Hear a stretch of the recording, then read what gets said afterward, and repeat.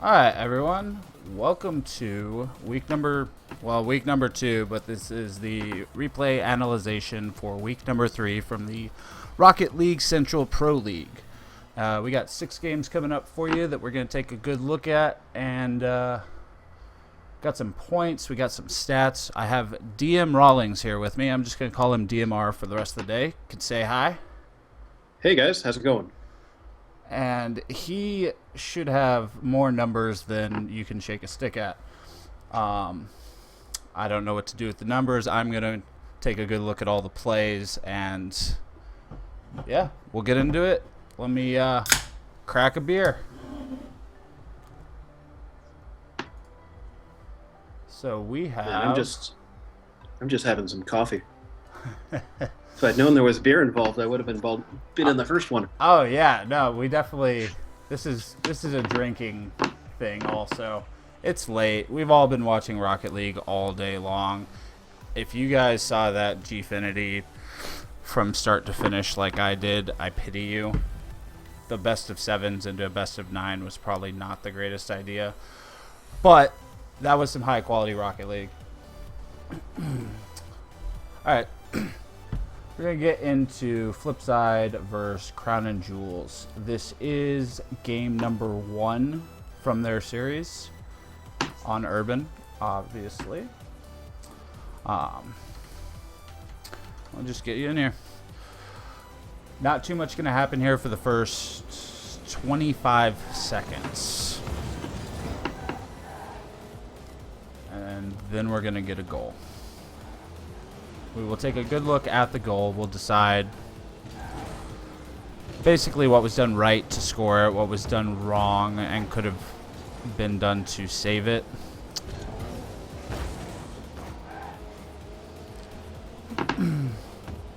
What's up, Pants? And do feel free to step in, DMR, at any point and throw out some info if you've got it. Absolutely. So this is our first goal. This was Mr. Mike Rules. Esquire. Pardon? Mike Rules, Oh, Esquire. Right. Basically, he just dribbles the fuck out of everyone. It does stem from a bad clear. Who's that there? Pashy. That's a very atypical thing for Pashy to do there. Just straight up with it. But that's pretty much the entire cause of this goal. Nothing too complicated. Looks like Pashy just takes a bad touch, and while everyone's trying to recover, Mike Rules just gives it a pleasant little touch and gets it around everyone. Yeah, he didn't judge it well at all.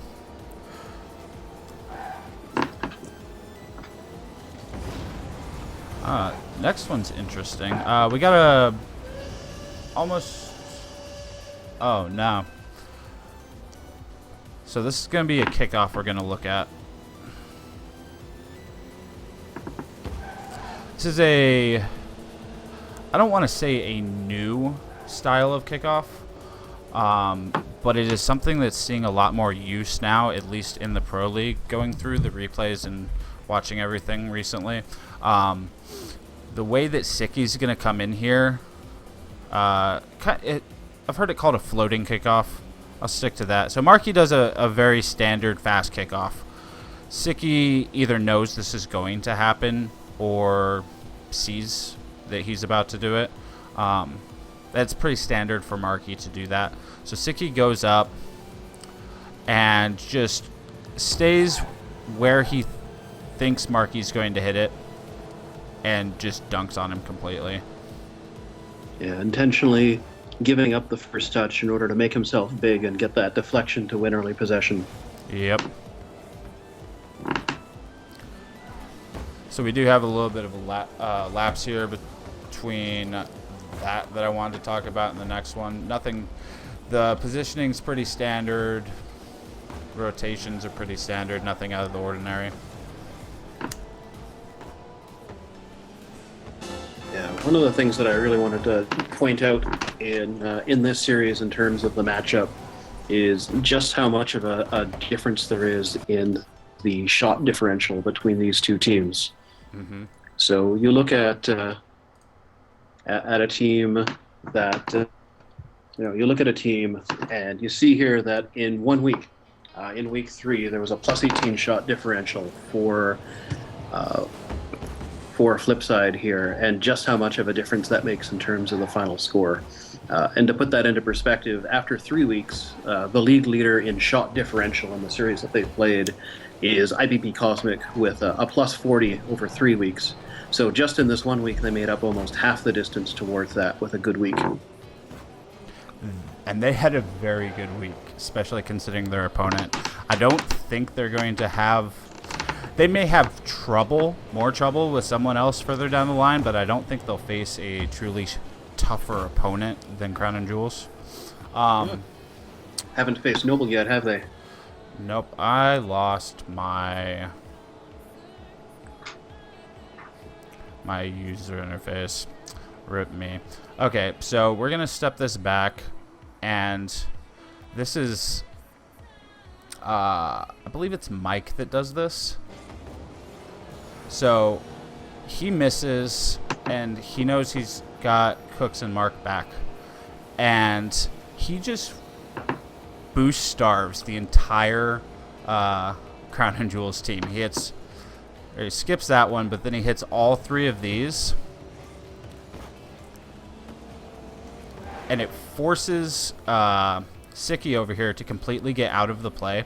And they actually had a decent opportunity here had Sicky not just gone completely back. So if they had a third, they have nothing right now. And just turn over the ball to Flipside. Forces that save there in the end. Ultimately, one thing we don't have access to in the stat team that I'd love to be able to get is usage of boost. Who's gaining more of it, who's using more of it, and how it's managed throughout the course of the game. That'd be awesome. Even just to see it in the replays would be nice. So we'll notice a number of goals here that are scored that should have definitely been blocked, but it's entirely possible that the defensive player did not have any boost. So we do have Crown and Jewels' first goal coming up. Slow that down there, yeah. Yeah.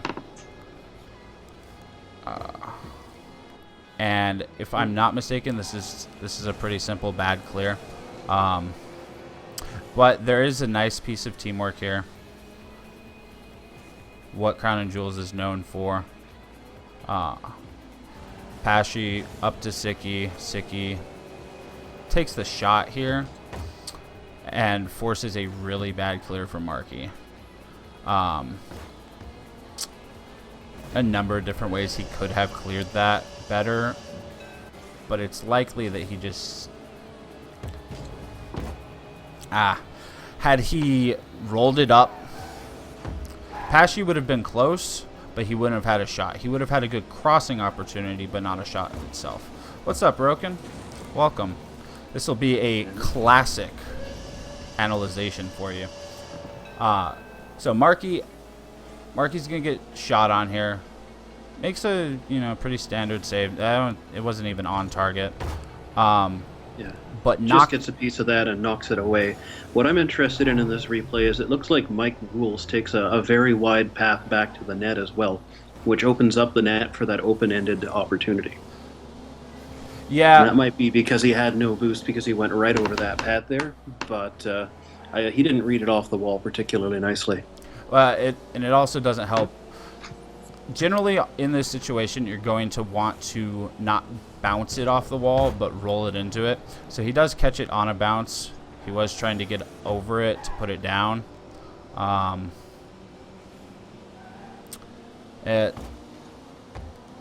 don't know if there's much that Mike could have done there, except... No, looking at it one last time, it looks like there's not a lot of time, and maybe he could have had if he had gone straight for the ball carrier, he might have had a physical play on him, but it doesn't look like there's really much that could have been done.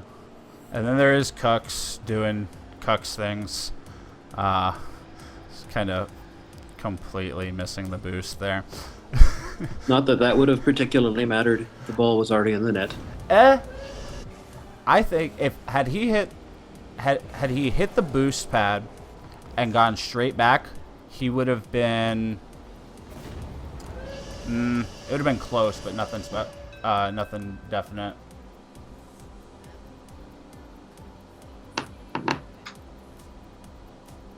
Yeah, the problem with doing it right after the Pro League finishes is that I do have to get the replays from Pash and Shalthus and James, etc.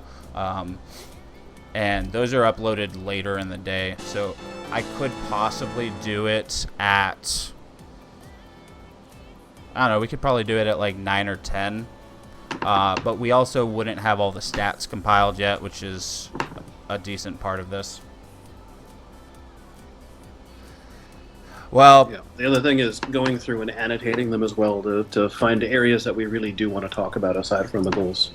yeah, and then there's also figuring out which replay is which. So I get 30 replays, or sometimes like 45, and I have to go through them based on like map and score and determine which one is the actual game that we want to look at. We could do a fast one. It wouldn't.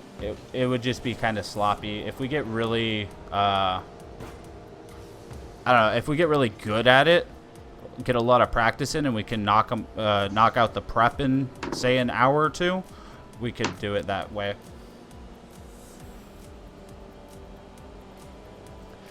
So it looks like we've got Flipside's second goal coming up right here.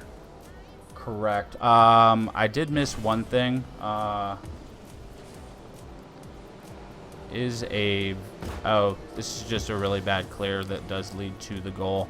And looks like it hits the wheels and just dies right off of them. Yeah, basically, he just hits it bad. And honestly, I don't know why he went up so early.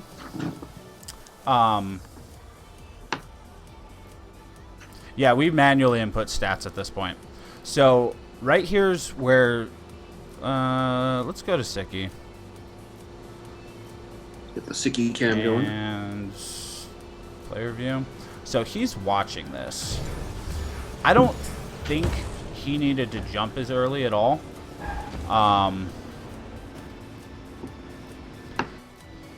He could have rode that out a bit on the ground. And so he sees the shot. He did not need to go up right here. He can see the trajectory of the ball. I know his reaction time's fast enough to be able to judge that. That's why they're this good. And he could have driven forward and then jumped much later and not had to spend so much time in the air, basically slowing down and then putting himself at a weird angle. He gets a decent angle for a hit, but, I mean, where's he going to put it? He's got Markey on the far left there coming in, Cook's in the middle, and then Mike behind him. Yeah, that really does look like an opportunity to put it into the corner and stall it out for a little while to regroup. Yeah, or ideally, I think ideally in this situation, you want to hit this part right here of the little curve of the wall. So he's coming across and he hits it hard right into here, and it will pop up. This will give his other two teammates time to get in position, him time to recover, and it will force. Basically, Markey's going to go up and try and hit it off the wall high, but his team will be able to prep to defend that. Right now, hitting it the way he does just gives them a free shot.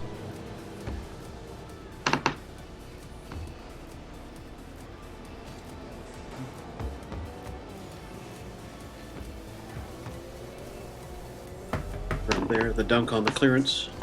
Yeah. Another soft clear. And then the ball's put in a really dangerous area. You see both of them go up for that. And obviously, Mike's not going to make a mistake. Yep.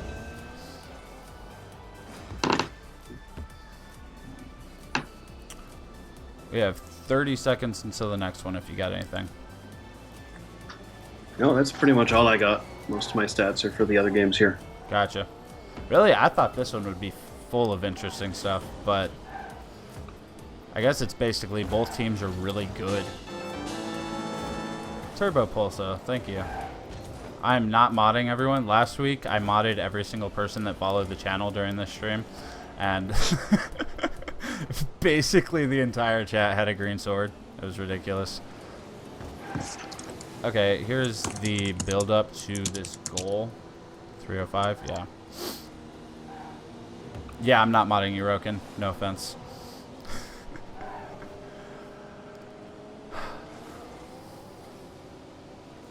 It's a good touch off the wall. Mike probably could have put that in. Then Cook's doing Cook's things. Yeah, that's right in the top corner. It's an absolute brilliant shot. Thanks, Roken. See you around. So I want to get back to right here.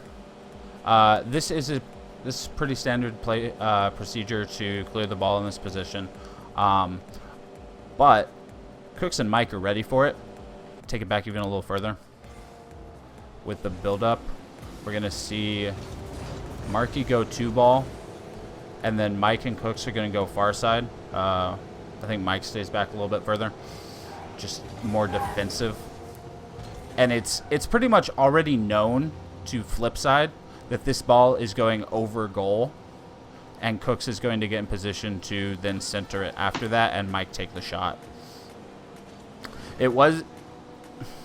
Yeezy could have hit it better, kept it higher. Not too much there. Sicky is driving around in circles just a little bit.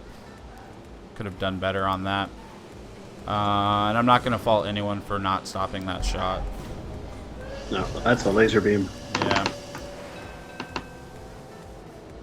Ooh, we get a good dribble, I believe, from Pashy coming up here.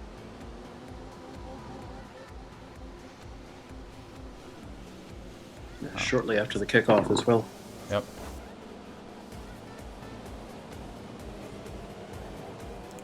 I think we get a bad clearance from Cooks, and then he just traps it, touch, and then pops it. Oh, this is the fake. Just gets Mike on that. This is all Cooks' fault. Sorry, Cooks, but that should have been better. I would have also expected better from Marky there, considering his ability at 1v1. But Pashy's good. I mean, that's what he does. Yep. Pashy takes a great touch and then doesn't touch it that one time and really undresses the entire team there. That's saying something considering it is flip side. No doubt. Do you want to take a closer look at the face-off or the kickoff? Give me just a second. I'm adjusting some things on the other side here. Got on Marky. Yeah, we'll take a look at the kickoff. I don't think there was anything particularly special about this one.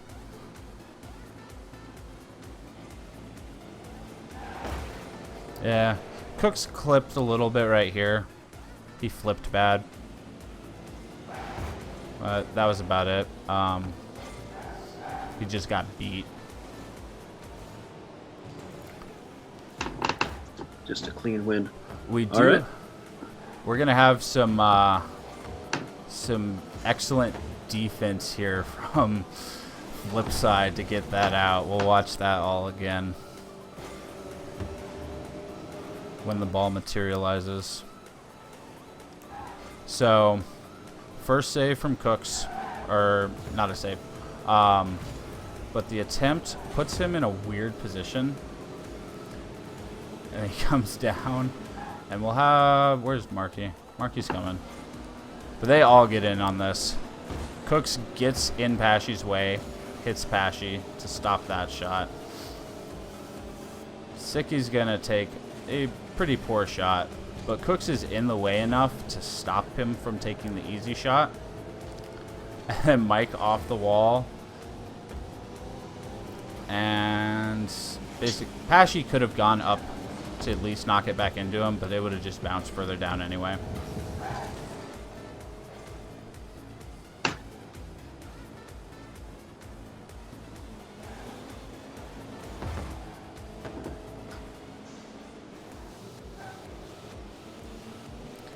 got some passing coming up, and then a couple of whiffs.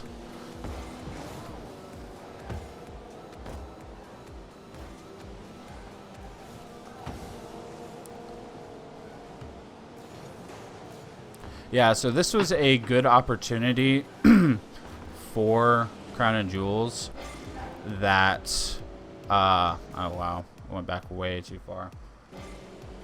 That they had a very good opportunity here coming up this wall. You'll see in just a second. And, the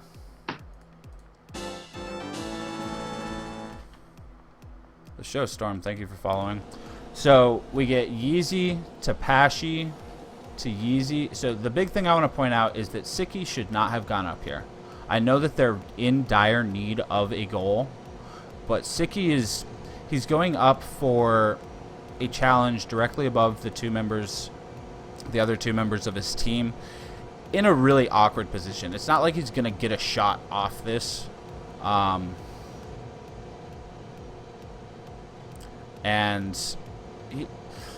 So we keep watching. Yeezy gets another touch, and then Pashy puts this on a plate over here. This is an opportunity. And had, I think it was Sicky that went up. Yeah, had Sicky not gone up here, Sicky would have had at least an opportunity to challenge Mike for this shot. Instead, he's flying through the air and landing over there and getting in Yeezy's way. Yeah, and that becomes an easy clear in the end. Yep. And then just to round this one out, we got a couple of slightly entertaining whiffs that we're going to see here in a minute, or in 2 seconds. All right, 410.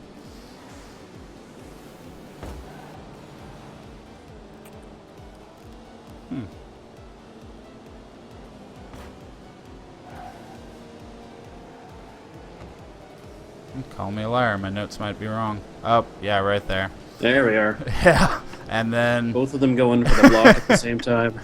Oh, look at that.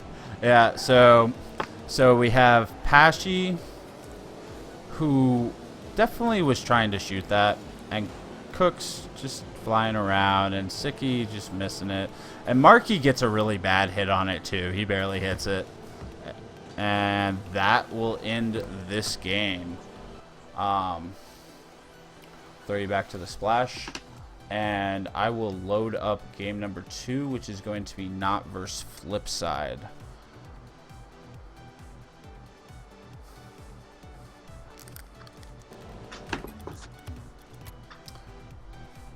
Any insight before we get into the game on this one, DMR?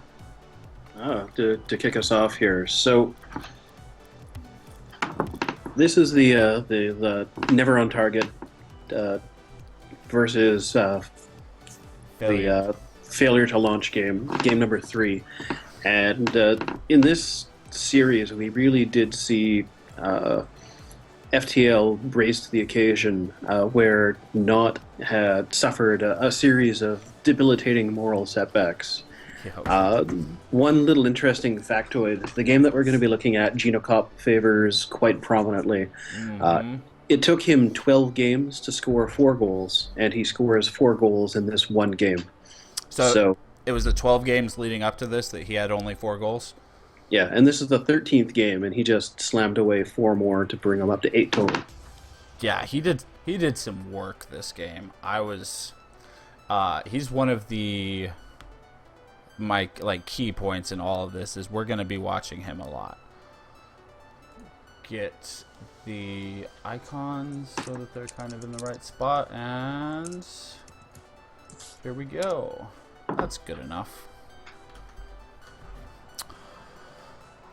Alright, we are on DFH. Got blue for Not and failure to launch in orange.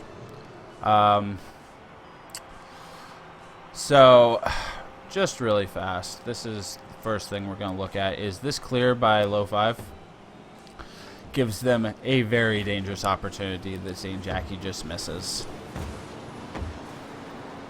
Low 5, if you're still in here, apologize, but I'll be picking you on you a bit in this one. Yeah, he just didn't get the power on it he wanted, and he hit it, you know, a half second too late. Had he hit that the way that it looks like he was trying to hit it, it would have been a fine clear and given his team plenty of time to get back. All right. I think we can all see what's wrong here. And we are going to... This is a breakdown of why not lost as much as a breakdown of why failure to launch won. And Not's just completely out of position. We'll see how they got into this. So this comes off the very close save there. And you have all 3 team members going hard to the right with the ball. Preferably either Kyle or Lowe should cut to the left or stay at least like kind of centered. I mean, the entire field's open except for this small triangle of space. Both fighting over the same boost as well. Yep. Luckily, Kyle does get out of that. But it seems like the communication is just a little slow. They're realizing the mistakes they're making, but it's coming a little late. We'll see a lot of hesitation from them throughout this game. Yeah, and you'll see Kyle Mask there goes for that ball, but he doesn't have the boost from that boost container to actually make a play. Yep. So the entire thing just cascades at that point. And Kyle was... Game 2 was Kyle's goal block, I believe.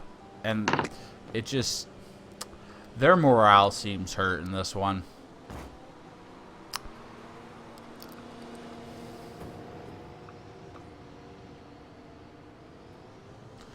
We do have our first goal for failure to launch.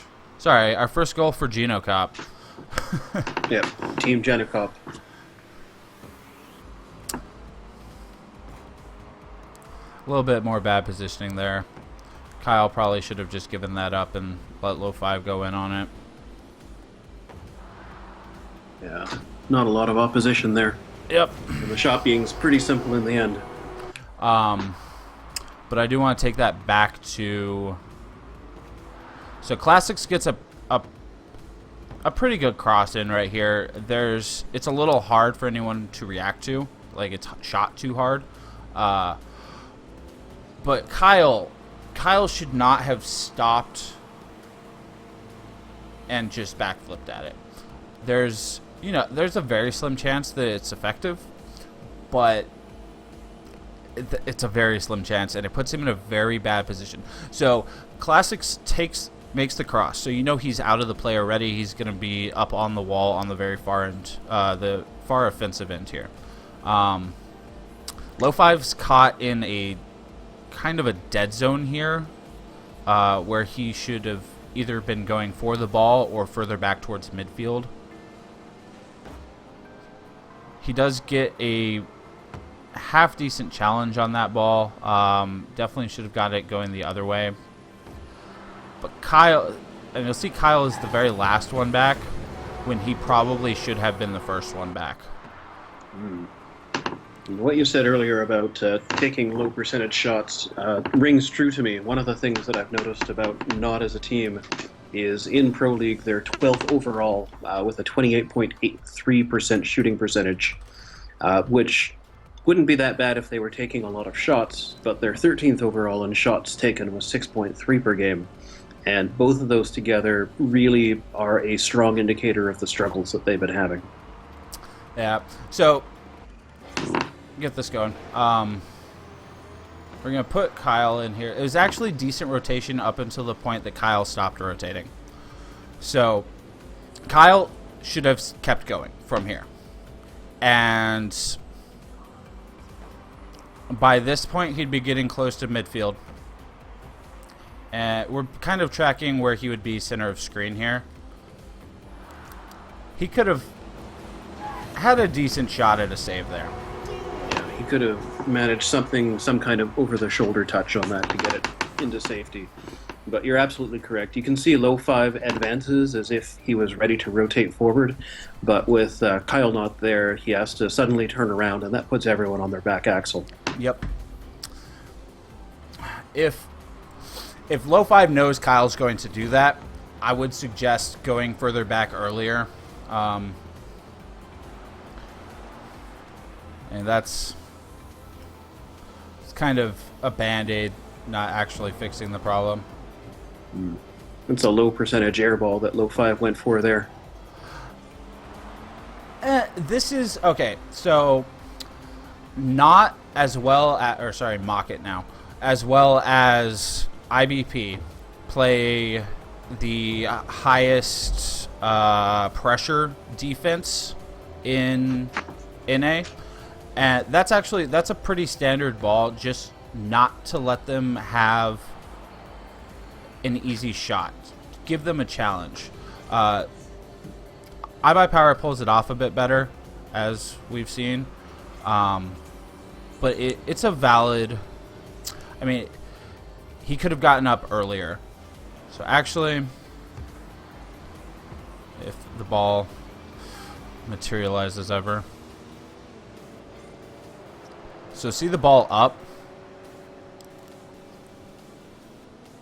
They go up at the same time, but low 5, I guess that's a slight mechanical error where he leaned back, or he was not leaned back, or his angle was off going up, and he had to lean back very far, which hurt his speed towards the ball. They probably would have gotten there at the same time. Okay, classics. Yeah, I'm not sure. I think Pythagoras would have something to say about that. There was a clear distance advantage to the failure to launch player as well. Alright, we'll watch it again. Okay, it's up. We got Hot Wheels Sid. We got low 5 coming in on the right here. So, right now, yeah, there's a very obvious advantage to Sid. But the ball is moving forward. That's true as well. In the end, I think it arcs a little bit higher than low 5 was expecting. Yeah, where Sid hits it right here is about the halfway point between the two of them. Oh, okay, that's fair. We'll try and visualize this real fast. So that's about even, right? Yeah. A little left. Okay. So this should be right under the middle. Yeah. That should have been a good challenge. Small mechanical mistake on low 5's part. And as a result of that, we get a goal very quickly the other way. I'm not even blaming that for this one, because I want you to watch classics right here. Doesn't go for the ball and just sits on the boost and lets Genocop grab that boost, and then poor challenge. Low and Kyle going for it. That's a communication mistake or a practice mistake. So Kyle's what I would call in goal. Low 5's coming back. Let's see, just a second here. So one of the two of them at minimum should be saying I got it, or I'm going for challenge, something, whatever they do say in comms. I would personally I would choose low 5 for this. No, I would actually have Kyle go for that generally. Yeah, I think that would be Kyle's ball, because the repercussions of low 5 hitting the ball are unpredictable, whereas Kyle Mask is playing out from his goal. Yeah, so Kyle should have the better angle on it. I was just noticing earlier that low 5 gets to it first. But I would definitely suggest that low 5 have gone to goal, rotated into goal, let Kyle go for ball. Low 5 does get to it. Kyle may not have. Classics gets a a pretty decent clear, a little bit too far forward. And Sid just gets it up and over him. Classics again on this here. Just misses. And probably should have done something about that. At least kept going to it. I can't fault him too much on the rest of that play. Yeah, that was just a 50-50 he didn't quite get to in time. All right, we're going to see the high pressure that I talked about should be switching over to failure to launch is going to end up playing the higher pressure game, you know, I guess better. Most of this is going to end up being at fault of hesitation on not.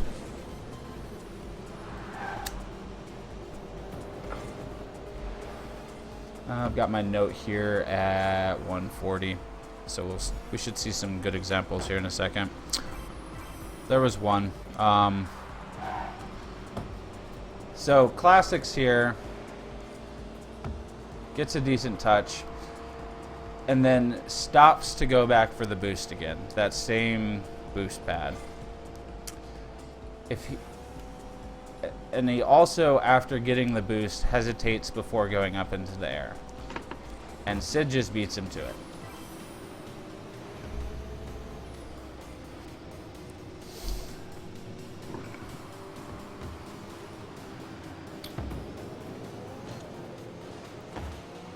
Again, I think classics could have gone up earlier.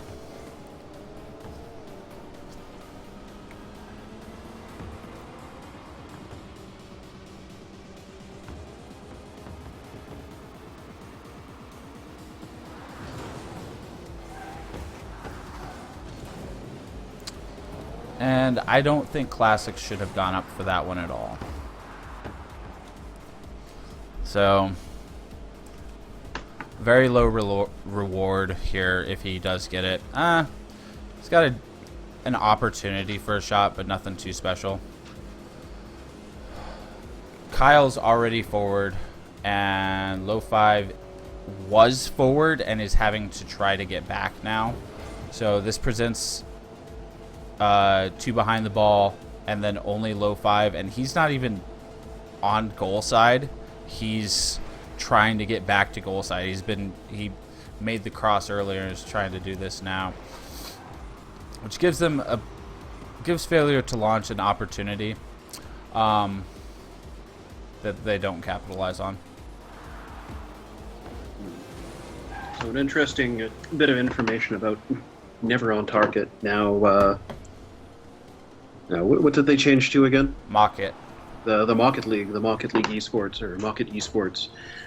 They're actually last in the league in assists per game at 1.13, and that's somewhat a product of their lack of goals, where they're 13th overall.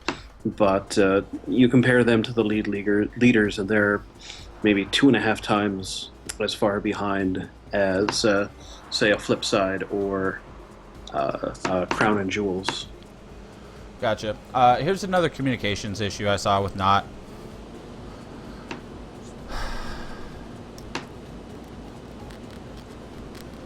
I'm not going to put blame on either of them there. They both had a decent angle on that. Low 5 for the knock off the backboard, and then Kyle just for the general clear. But I do think that they definitely should have said something. You can... Either Low runs out of boost or he cuts it off. I'm going to assume he cuts it off because Kyle said I'm up. Or something similar. Yeah, Kyle is the better one to make the play there if there's a choice. Yeah. If Low did not know that Kyle was there, that is the only choice though. And I could see a little bit of kind of a desperation attempt there.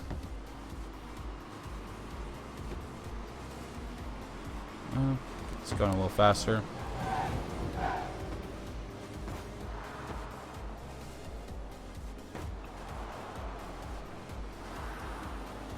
So, despite their record, failure to launch actually does have a good shots against ratio. They're 6th overall with a 7.73 shots per game.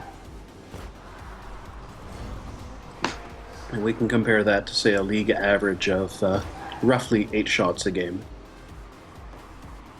That's or shots against per game. Okay, Okay, so the number of shots that they allow their opponents to take that register as shots. Exactly. I do think that that is a product of their high pressure playstyle. So they do play a very similar playstyle to IBP and not, where pretty much every ball is contested. If you watch the games through at full pace, you'll notice that almost, I'd say, this is a rough estimate, this is not a statistic, I'd say about 80% of hits are contested. Yeah, and just to kind of build a barometer, obviously North America is known as a more defensive league. They surrender 7.5 shots against per game on average, that's all of NA, compared to EU's 8.4. It's about a 0.9 shot per team difference per game. And that doesn't seem like a lot, but what's a total shots per game average? 8, you said, league-wide? League-wide shots 4, you're looking at 7.94, roughly 8 shots per game. Okay. So it is EU that's bringing that up. And when we get to the other EU games, you're going to see why. Alright, so as I was saying before, every ball is challenged. And this is not wanting to try to get a goal here. And playing all 3 fairly far up. Classics, I don't think he should have been that close to that. There's a very low chance that both Zane and Lo5 are going to miss that, and he does not gain much from being in that position. He seems a little lost here. I know that he wants to score, and you know that's the goal of the game, but he's in a decent position here. He stays in a decent position. I don't think he should have gone that far over and stayed right under them. At that point, even making the safe play of just going straight back would have been better. Take a look at what Kyle's doing on this one too. So Kyle goes back. Does he wait for boost? No, at least he doesn't.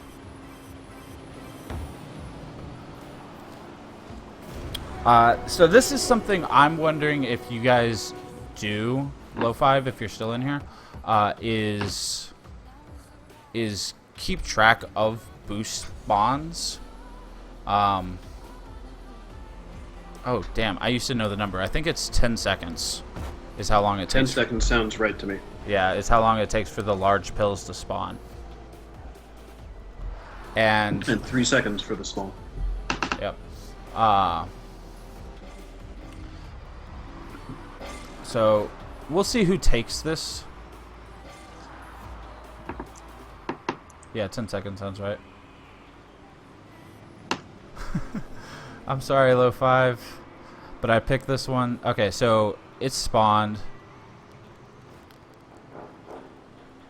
That might have been a replay bug where we just didn't see it. So Kyle does see it there and goes to get it,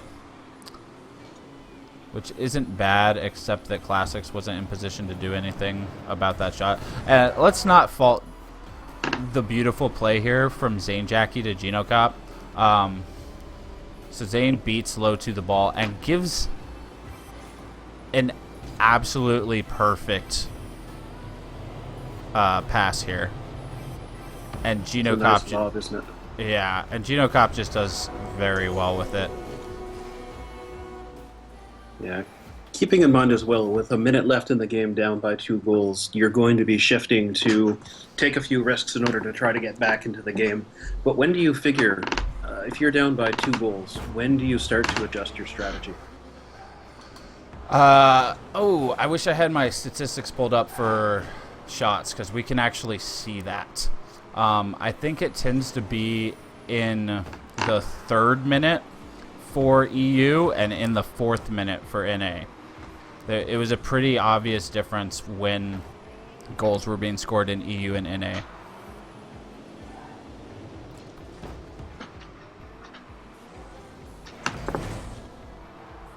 Right, but from a tactical perspective, when do you begin to shift gears and kind of tighten your rotations when you're down by goals? In my opinion, all of these teams can win, and they all have play styles that let them win. Unless a playstyle is dramatically countered by another team's playstyle, see Crown and Jewels versus Flipside, where Flipside's style of play just completely destroys Crown and Jewels. There shouldn't be a dramatic change. There shouldn't be a dramatic change in the play style or your tactics. You should try to stick to what gets you goals. Because it's when teams start to change stuff up and send 3 forward when they usually don't, that they start to concede even more goals.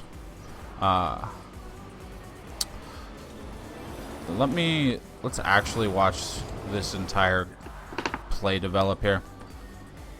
There's a decent clear out from failure to launch, and some scuffling here, a little bit of fight night.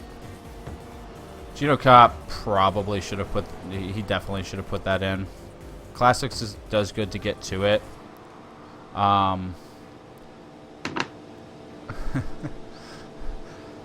You know, I'm really sad that I'm not going to be able to make not jokes anymore. Anyway, so Classics and Low 5 here. Both continue towards it. It should have been a little bit quicker on the reaction there for one of them to cut back.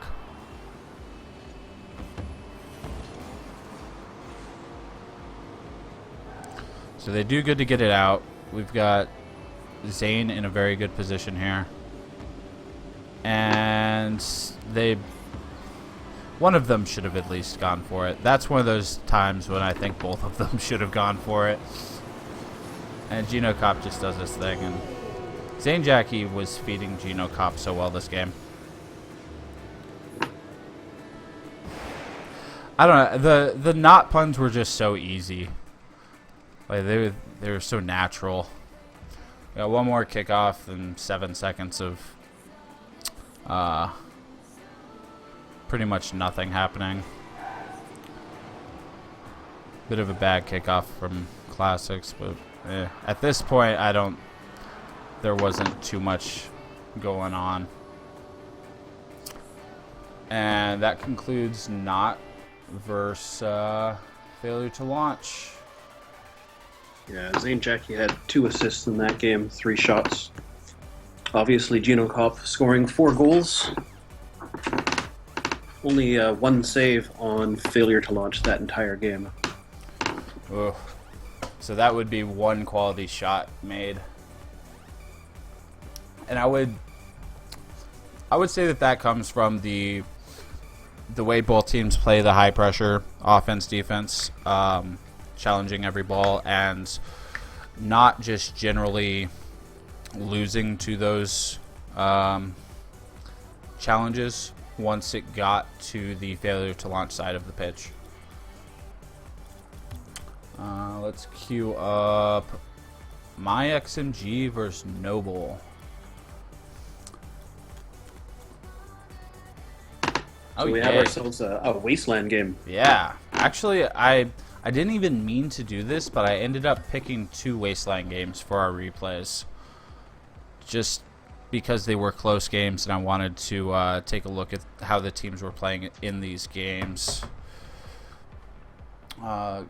Get you guys some icons here.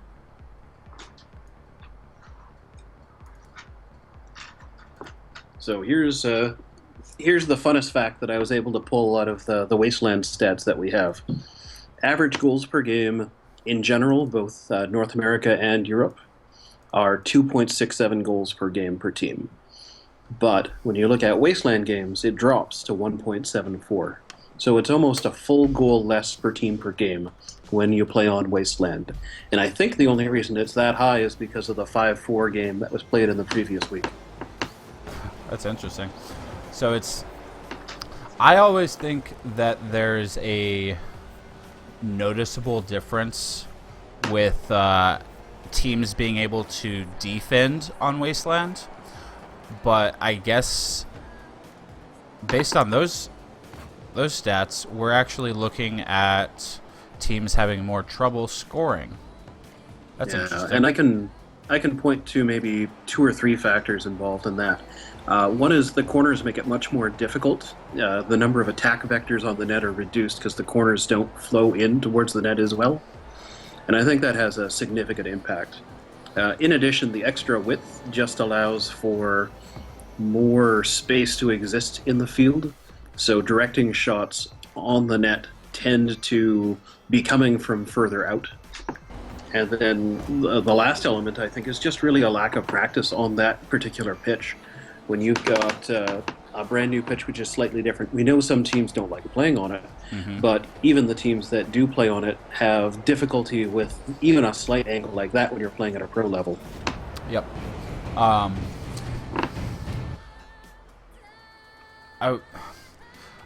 Do you have the number of games played per NA and per EU? I have records, so I can quickly do some math for you here. Okay, I wouldn't be surprised if NA plays more on Wasteland here, and that would, that factor into it as well, because NA games are far lower scoring overall than EU. So first thing I wanted to look at in this one while you're looking that up is this bounce. So as DMR was saying earlier, the corners they're considerably different than on the normal maps, standard maps. And this is going to be our first, what I like to call a Wasteland bounce, where Vogan here is seeing that going towards that corner, and there's a part of your brain that knows how the corner is going to react that allows the pro players to judge it based on the trajectory of the ball and where it's going to hit on the corner. And it's just completely he had no idea that this was going to happen and ended up just basically flopping over. So that would have rolled up and around on any other map.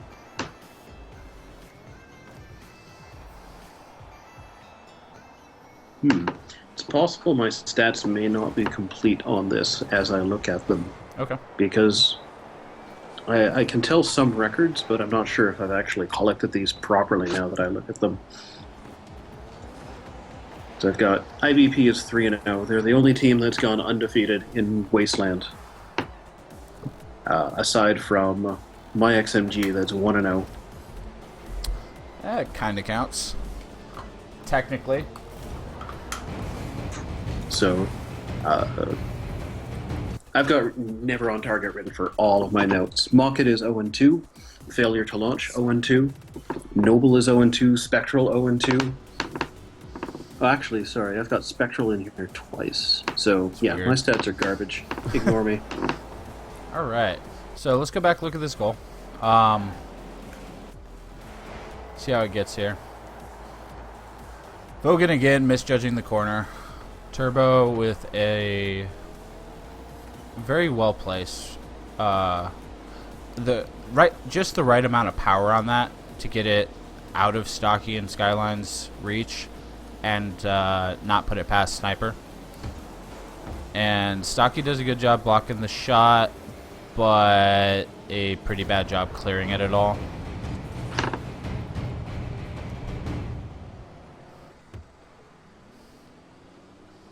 What really separates the good defensive players from the great defensive players is their ability to place those saves and control their rebounds. Yep. Yeah, I do not like the ball controls. that's definitely and that's the same all the way down the ladder and everything. Is saving the shot is important, but it's not as important as getting the clear on the save.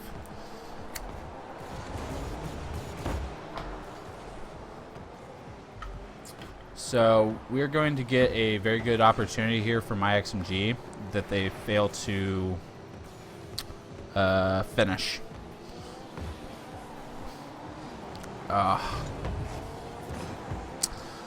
Basically just Sniper Kid not quite expecting it, I guess. He trails behind a little. Yeah, this map's huge. He trails behind a little bit too much. And probably should have been closer. He does have, I mean, he's got a lot all the way back. There's almost no risk of him going forward here. And he wide open goal that he could have scored on.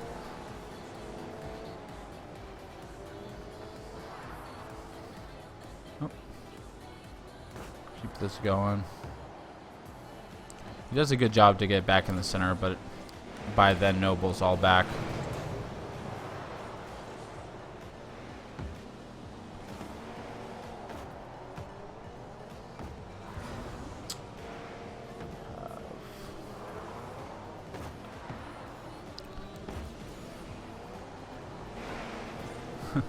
A little whiff there. Just back and forth. No one's controlling it. One of the things that I don't quite understand that much on Wasteland is why there's not more dribbling.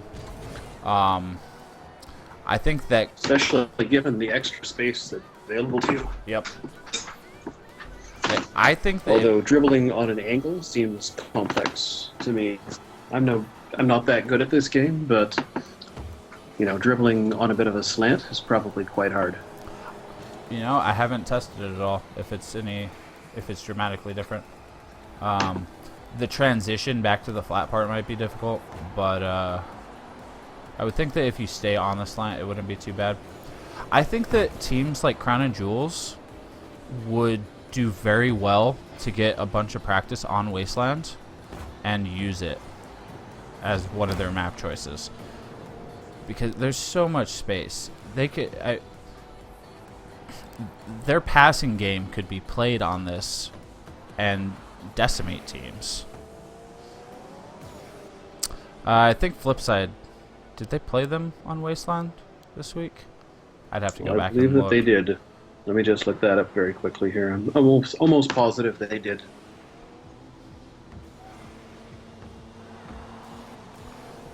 So right... What am I looking at here? Okay. Yeah, I'm surprised that... I don't know. That's Flipside. CJ has trouble playing with this style against Flipside. So there's a bit of a miscommunication here on the side of Noble. Just with both of them going to it. Not too much. But Skyline definitely had the better opportunity there, which ultimately doesn't hurt them. There's no goal scored off of it, but it was, you know, it was a decent opportunity. Had a lot hit that to Sniper Kid, should have been a goal. We'll see our second goal here finally. Nothing too complicated. It's just a hard bounce off that back wall. Mm-hmm. So Crown and Jewels and Flipside did play in game 2. It was 4-1 for Flipside in that game. Yeah. I think if they had played any other team, well, I mean, they beat every other team on normal maps too, but I think that this map could be very good for them. That touch by Skyline was excellent. Sniper Kid looks like he's just out of boost. Couldn't get to it. Yeah, Marky Duda had a playmaker in that game with 3 assists.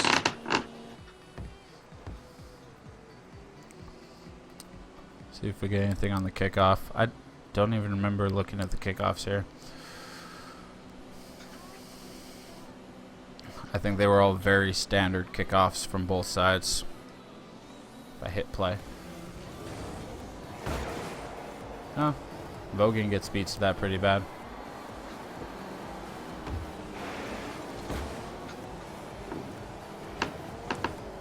So Vogan, interestingly enough, I discovered on Friday that 5 out of the 10 games that he's played, he has recorded a goal, an assist, and a save. So half the time he's recording something in every stat category, which is pretty spectacular. Yeah, and he's league leader in that, correct? As far as the frequency that it happens, because they've only played 10 games, he is the highest. But I think the absolute count, we have, I believe it's Mike Rules or Markey, I can't remember which one. I'll just look that up now. It is Mike Rules that has a total of 7 in 15 games. Gotcha. That makes sense. I don't like to use the term blame, but I'm going to blame Stocky on this one here. So Skyline does a good job of contesting this hit here. And then we'll see Sniper Kid take a shot. I'll call it a shot. I don't even think this will register as a shot. But I don't think Stocky should have been up and above the goal. He goes up here earlier. Right here, he should have just gone, sat center and goal. Played a normal goalie position. Especially with the size of the goal. Being above it hurts him pretty bad. If he is going to go up there, Vogan needs to go into goal.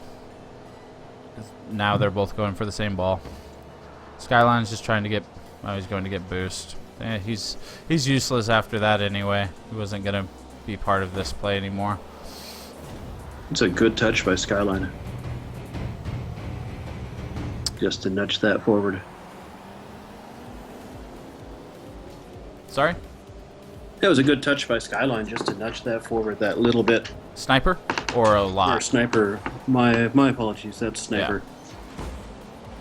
Oh, the touch up. Yeah, the touch by a lot was definitely... Yeah. It was a very good deadening ball. It just drops it right there for him.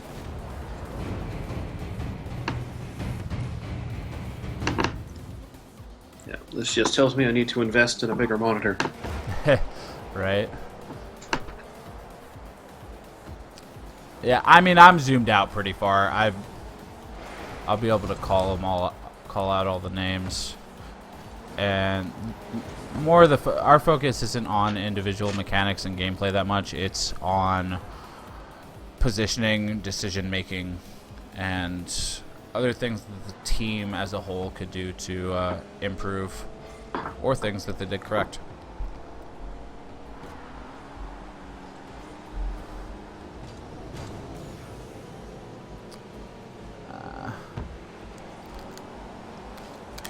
That was a whole jumble of mistakes that I'm just going to ignore happened and let that go on.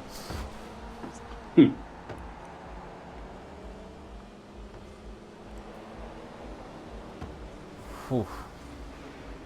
That ricochet is hard off the post. Yeah, had Turbo hit that just a little left, he would have been great.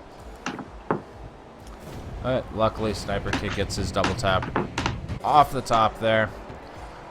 I'll take this back to this cluster here. So we get a clear. Stocky. All 3 players are up. Yeah, that's EU. You'll see that a lot in the EU games. Sniper just wins that. Vogan. Oh, I don't. It's a hard one. Right here when the shot comes, Skyline's headed to goal and decides not to go to goal and to attempt to contest this. Ideally, he would keep going. Yeah, that's a split-second decision. Ideally, he'd be at that ball sooner if that was the decision that he was going to make. But by that point, he's already committed to trying to backstop the net at that point. Yeah. I think he You can should've- tell Turbo's got the play there. Yep. Yeah, Skyline should have kept going. Generally, if someone hits that shot, it's already a goal. But on the off chance that they do miss, he's completely gone from this play. He's going to end up at midfield. Vogan's already way too far up, and Stocky, I believe, has no boost at this point. There's almost nothing he can do with this. He tries to go up and off the wall to get it, but Skyline could have been there to very easily clear that from above the goal. And Sniper Kid does a very good job of putting that in from above it, which is fairly difficult to do. Yeah, that's a solid finish. Even see the pros miss those fairly often. This kickoff. We'll watch it.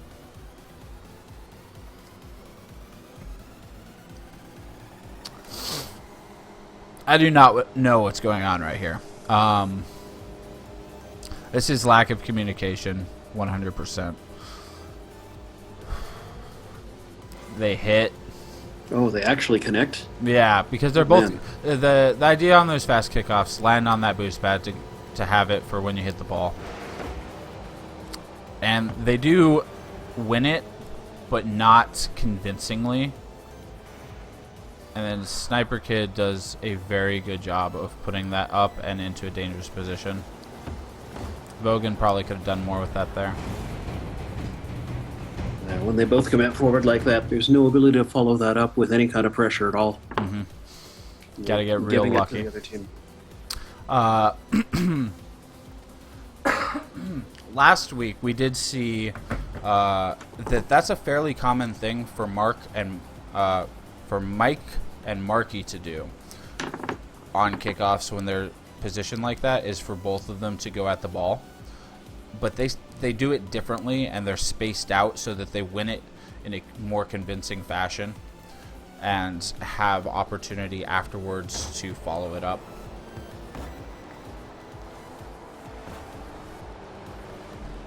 Pretty standard kickoff on that one.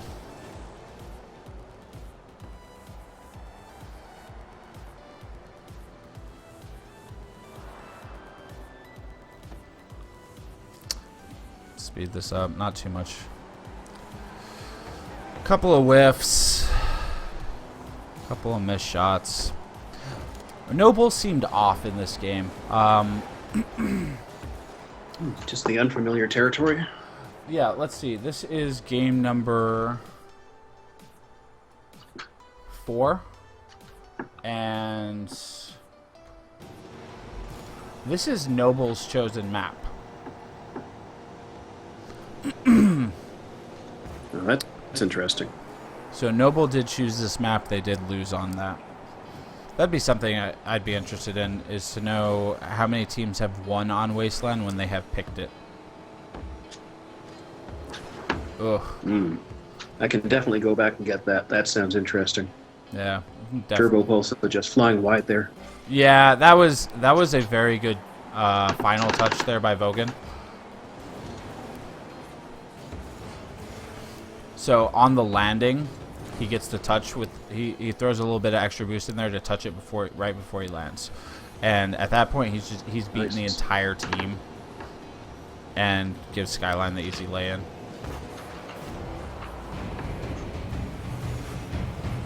There's not too much left in this one. Gotcha. So let me hit you with another Wasteland fact before we move on to the next game. So I talked about how the number of goals is way down on Wasteland, but something that's eerily the same is a shot percentage and save percentage.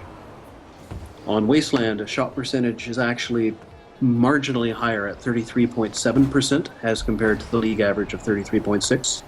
And that means that the save percentage is 66.3% versus the league average of 66.4%.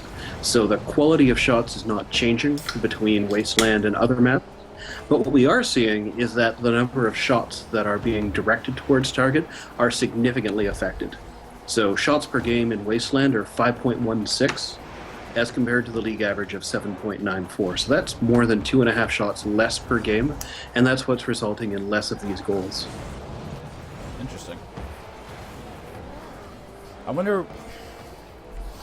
We'll take a look on replay number 5 we're looking at is also on Wasteland. We'll take a look and see if we can determine what's causing that.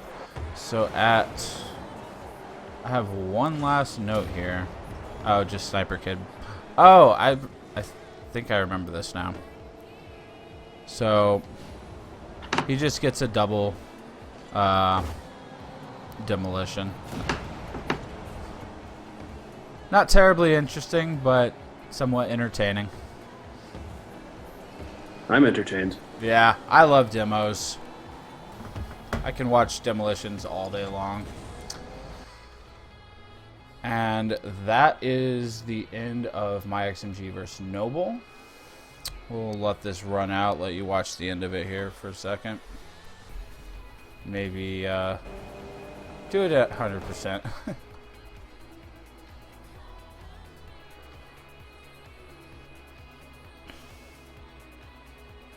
I do find it interesting that Noble chose that map and did lose on it.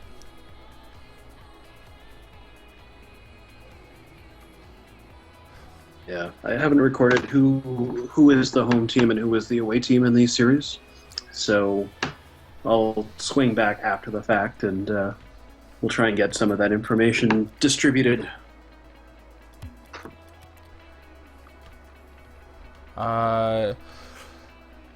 Driftmaster XP, we actually have all of these stats on spreadsheets that we've been posting on Reddit. Let me get you a link to... Here, I've got my 5 facts. Just post that there. Yeah, there's your 5 facts. I want to see the... Here, I'll dig it up while you set up the next. Okay, yeah, let me get into that and you grab some links for us. Also, if you are enjoying the stream and want to see last week's I did with D-Pants, you can check. It's up on the YouTube. And we went over 6 games last week. It took us a very long time to do that last week. We're on a much better schedule this week. So... try not to get bored with that one. I'd skip through the first 2 games if they're getting too slow for you. Alright, so game 4, we have iBuyPower versus Apollo. So the stats tell a pretty interesting story in this game. We can get into it and I'll start distributing them as we go on here. Alright, give me just a second though. I gotta get us in position and get these nice little icons up for you. Meanwhile, enjoy the very light background music. iBuyPower, and I do have articles by our colleague D-Pants there. Yeah, D-Pants is the 3rd person in our trio of statisticians and analysts, if you will. Triforce, if you will. Yeah, I'm totally down with calling it a Triforce. So, Apollo gonna be orange. And iBuyPower on blue. Okay.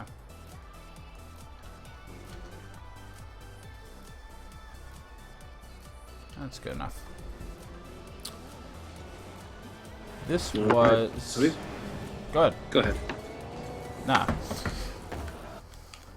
All right. So what was really interesting to me about this match is that when you look at the stats after the game and you look at the number of goals and the number of assists and the number of saves and shots, it's all very, very similar.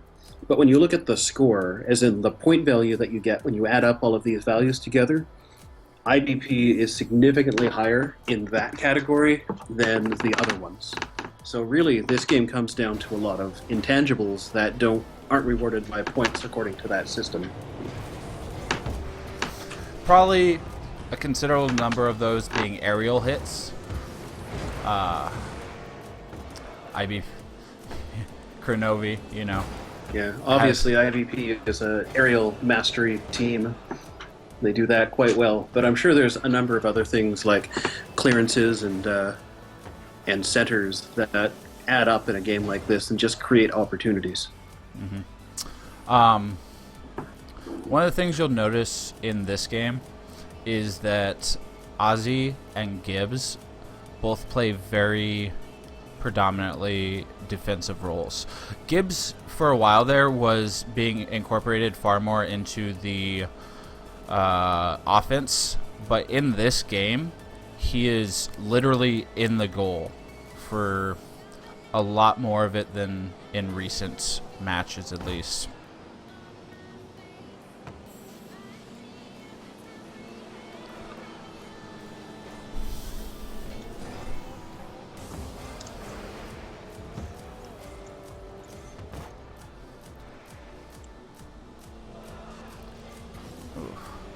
Very good chance for Sad Jr. there that he just puts a bit wide. Which game was this again? Game number? Yeah. You have to give me a second.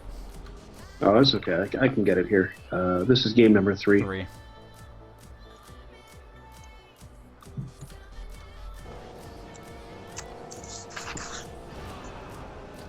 Sad with a beautiful demo there. And we're gonna, as I was saying earlier, Gibbs primarily on defensive, as well as Ozzy's going to be playing the similar role for Apollo.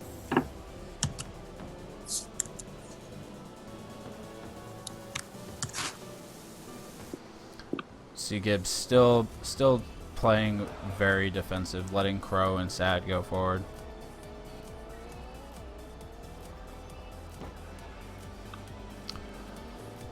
Keep this going. It goes back and forth here. A couple of opportunities for iBuyPower, but nothing too crazy. You do see Gibbs go forward there, but then quickly rotates back all the way back.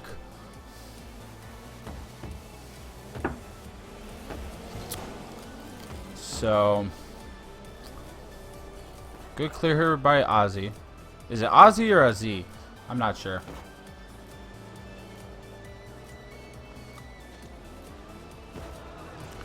And Not sure either. we'll have to ask him. Get some player pronunciations. Like Snasky. I'm pretty sure it's Snasky, but the Pash was saying Snasky all day. All right. That's a potato for you. Yeah. I mean, he is German. So, shut the fuck up, D-Pants. So we're going. This is quality entertainment. So here we're going to focus on our defensive player here, Ozzy, and how his playing defensive actually hurts his team in this situation. So there's all sorts of craziness going on by goal.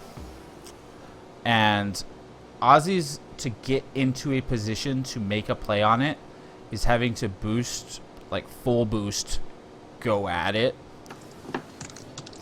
And he's basically late for it. Zicky? Is it really? I'm gonna say Sicky until he tells me otherwise, basically. Basically, there's a very good opportunity here for Ozzy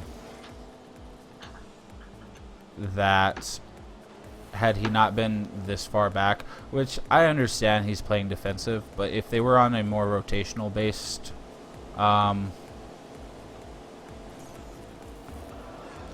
guess playstyle, he would have, instead of being in this square, he probably would have been all the way up by this other boost pad right here in the middle of the screen. And at that point, he's going to beat Sad to it. If he's there and goes up for it, Sad doesn't have a chance of getting to it before him. He could go for a block, but he's not going to get there before him. And Sad gets a like very easy block. There's not too much that Ozzy could have done with that, had he, except being in a better position.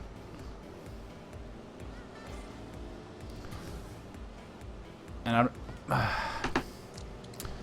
this stuff is always going to bother me. If it's by the goal, it's understood. But that's an interesting. Like, you could just take a screen capture of that. Yeah, send it to those guys, and they would probably have a very sad day. I'm sure they noticed. That's a really weird spectator bug. I'm sure they noticed.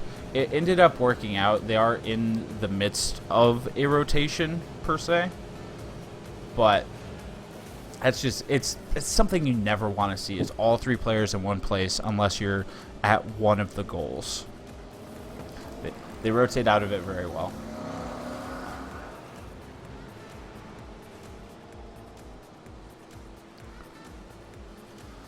Oh, Husky. Husky misses, and I don't think this makes this easy. Yeah, he concedes possession at that point, and Kronovi doing Kronovi things. Flow. Decent clear, but could have done better with that. Let's go back to the clear. Because that clear is what allows them to bring this back in.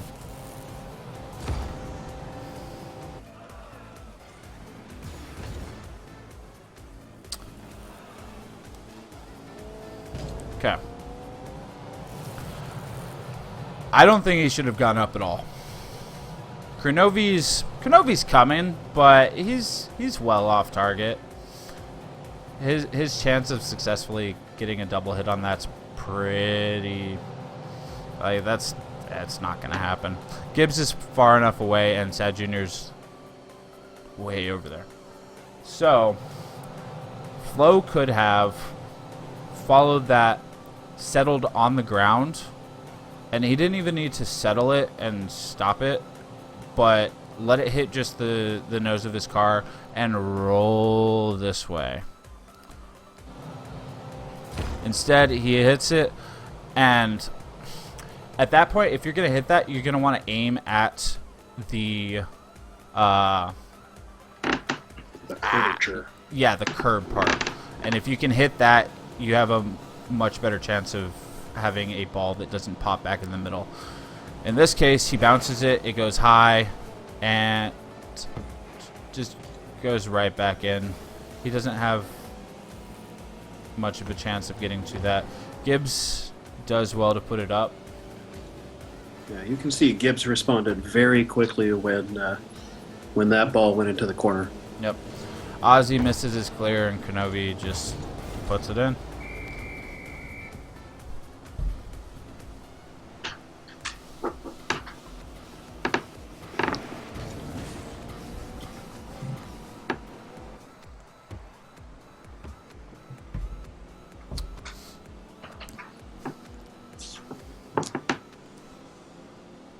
Alright. I wish I had a countdown in replay view.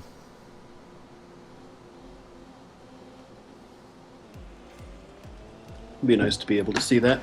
Yeah. I would love to be able to see boost. That'd be awesome. So we do have our first goal here for Apollo. Oh, what a shot. It really, I looked at this when I was going through and trying to pick what we wanted to look at, and quite frankly, I don't see anything about this besides the fact that this shot is just placed absolutely perfectly. Kronovi definitely could have gotten a better clear, which is uncharacteristic. Normally he would hit that a bit better, and misses there. He just slots that. Yeah, he gets the full weight of his car behind it. Gibbs, who's one of the best in the business at shot stopping, can't get up there in time, so you know that had that corner laced. Yeah, and Gibbs is in. Okay, I'm not Gibbs, and Gibbs is damn good, so I don't want to tell him he's wrong.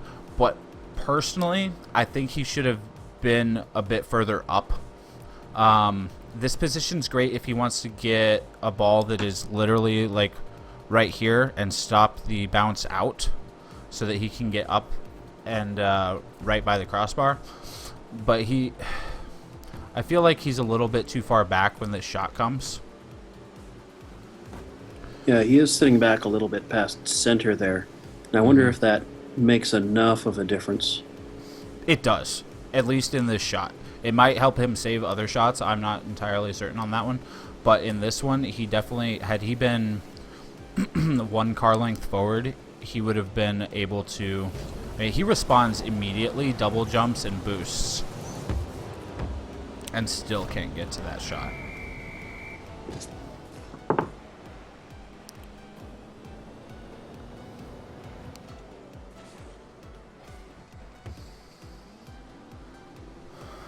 I by Power, of course, does come back with the goal here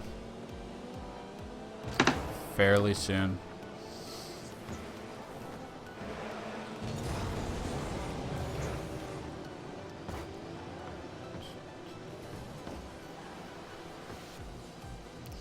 Should be the beginning of our goal here. Ozzy does, he gets a nice little pop on it, but it is behind Flo. Yeah, Gibbs reads it perfectly. Flo couldn't have done much with it anyway. It didn't have enough forward momentum. Ozzy does good to keep that going forward. This is another situation very similar to Kyle Mask's earlier, where I don't think there's any reason for Flo to try for this. He's going to jump up and try and backflip at it, and just double jump. He's just not going to get to that. Yeah, it's a very optimistic attempt on that. He could have been rotating. And then Husky looks like he's clearly out of boost because of the forward flip. Yeah, absolutely out of boost. Who shoots that? Gibbs? Yeah. Or was it Gibbs? No, it's Sad. Sad gets the first touch here. Is it all the way from back there? Yes, Yes, it is. I do want to know where Husky was here. So Gibbs goes up for that. Husky just stops and gets bumped by Gibbs. So that bump by Gibbs, that could have caused that goal. Just a little bump. That's definitely low enough to save without boost. Yeah, just that one little touch to disrupt him and get him off his line. Yep.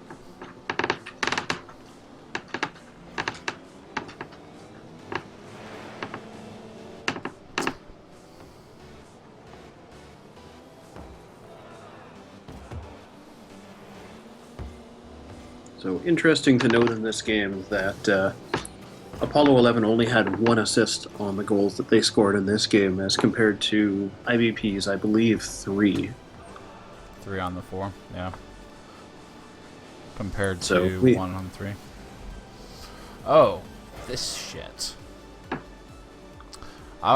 You want to talk about trusting your teammates. Just watch this. So Sad does good to get it out of the center, so it wasn't 100% necessary there. Crow goes up, and right now he's got to be like going Gibbs, Gibbs, Gibbs, and he hits it back dead center to where Ozzy would have been. So Kronovi was planning this from when he went up the wall, because Gibbs started moving very shortly after that. That's the kind of back pass that you don't see teams even try for, generally. And it's a very high-risk, high-reward kind of play as well. If you don't get buy-in from the teammate to get to that ball first, you create a really bad situation for yourself. Yep. And again, you have to trust your own... I mean, Kronovi is Kronovi and all, but it's hard to put those on a dime when you're going up for them. A lot of ways it can end poorly. Yeah, definitely. But they made that one work out very well. I was quite impressed. They completely diffused the offense for Apollo there just by that back pass.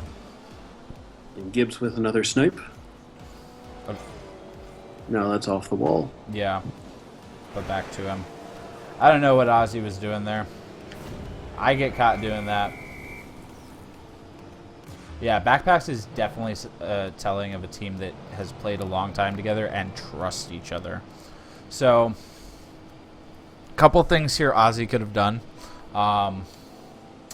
His teammates are definitely very far away. At this point, how fast are they moving? They're coming. This is one of those situations where he could have hit it into the corner off that bounce. That was a strange bounce. I'll give it that.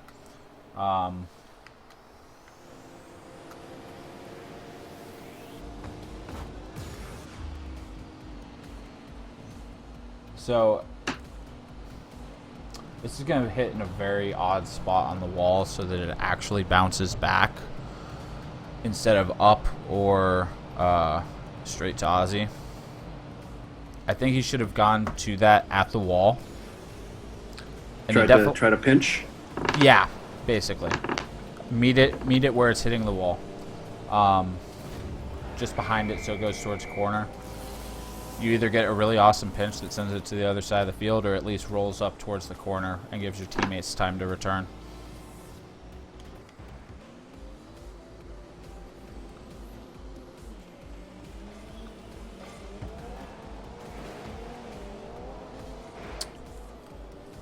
Let's see. Science Guy says Husky also could have started moving back much earlier. He stopped in the middle. And then he also says that back pass is a sign of a team that has played together for a long time, which clearly they have. Yeah, I don't know why he backed up right here. That was a little bit of miscommunication or just him not paying enough attention to where Ozzy was. If he had kept his forward momentum and kept going forward, he definitely could have gotten back easy. And then there wasn't much he could do after Gibbs hit him, though. He was done at that point.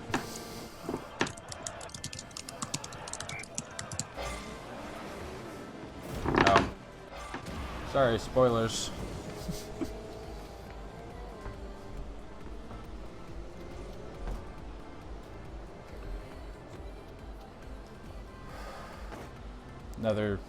Another bad clear there.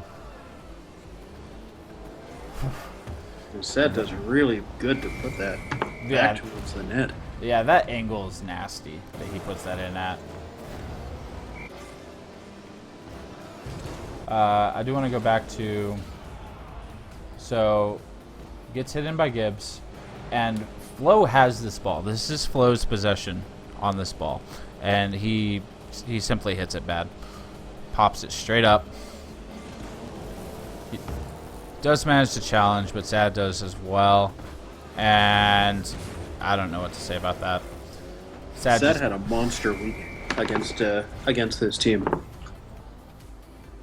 When you look at the numbers. Sad has some of the best shots I've ever seen, honestly. Like, you know, they might not always be freestyles and stuff, but he puts that ball where it shouldn't be sometimes. Yeah. Sad Jr. this week, 7 goals, 2 assists, 4 saves, 17 shots. Jesus. Which is not too shabby. A lot of people like to think of him as Kronovi's playmaker, but I've always noticed it the other way around with Kronovi being the playmaker for Sad. Sometimes Kronovi just scores on his own, and they are a very they do a lot of team play that revolves around all players. Yeah, sorry, I was reading last week off. It was actually 10 goals this week for Sad Jr., which was actually the highest in the league for this week. So 10, 3, 1, and 17 shots. Hella chapter. Thank you for the host.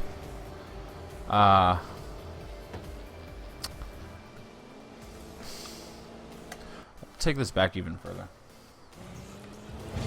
So we get this here, and then Flo's gonna meet it there. We've got 2 players going for that ball. okay, Gibbs is over here fighting for this boost. And then Sad had just gone forward and he's coming back. And you know, maybe they were a little relaxed because it is they are up 4-1 and there's 45 seconds left. But I think Kronovi should have at least gotten to challenge that. That is their style of play, is challenging as many balls as they can. And he has 2 people behind him, so giving that a challenge I think would have really helped. Instead, he takes himself out of the play completely by going back to get boost. And then Flo just, I mean, same spot. They couldn't get to it.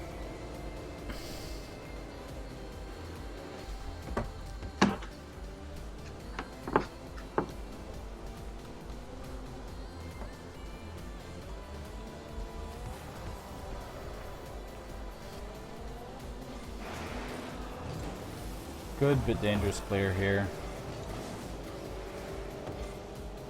Gibbs misses. Sad puts it dead center. That, I mean, in any other situation, that should have been a goal right there, instead of one that comes off a little bit more than that. I do, Chopped. If you, Hopped. If you type !YouTube, you can go see last week's that me and D-Pants did.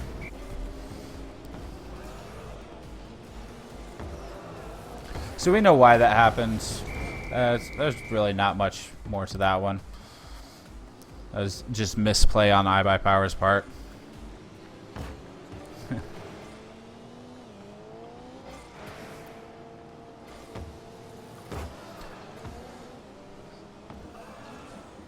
Pretty good ball control. I mean, there's 10 seconds left. Not much is going to happen here, but iBuyPower does a good job to not allow any opportunities. Yeah, they just take that ball into the corner and kill it, don't they? No, they're just trying to score. Which, so I think that iBuyPower does the best job of sticking to their play style, even when down. They never really change up how they're playing. They're always going for goals, and they stay to a play style. In the Not game, the Not versus Failure to Launch game that we watched, you can see Not's play style change and go to be a little bit more defensive and definitely more hesitant. And that just doesn't happen with iBuyPower.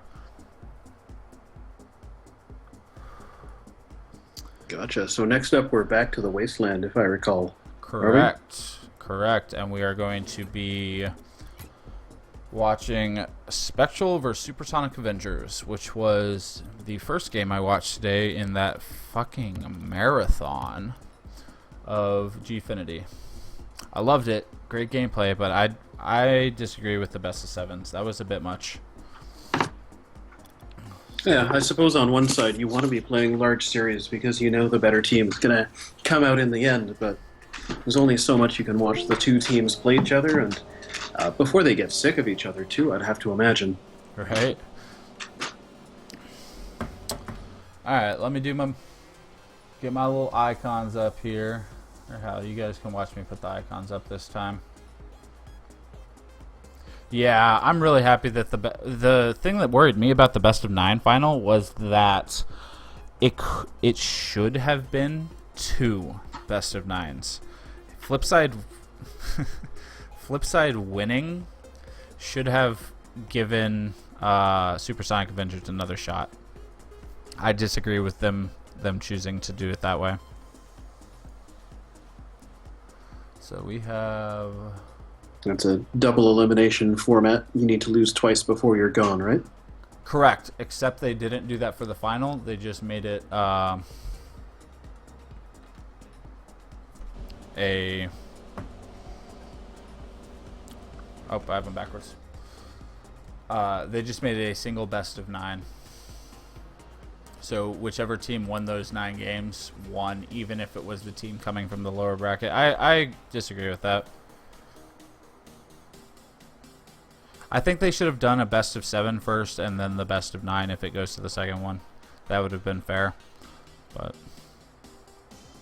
yeah, exactly. It was double elimination except for the team that wins the winner's bracket. I didn't like that at all. Yep. You get a second chance unless you're the best.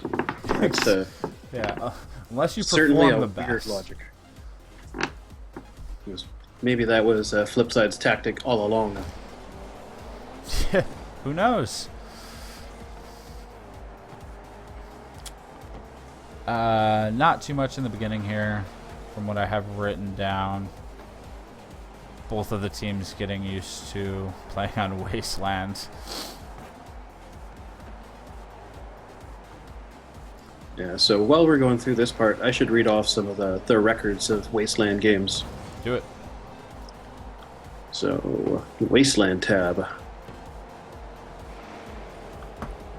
So we have Crown and Jewels that have managed to play. This is just games played. So, unfortunately, the stats that I pulled on Wasteland wins are not totally reliable, but Crown and Jewels has played twice, Supersonic only once, Flipside 3 times, Spectral 3 times, MyXMG once, Noble twice, Apollo 11 once, Failure to Launch twice, IVP 3 times, and they've won all 3.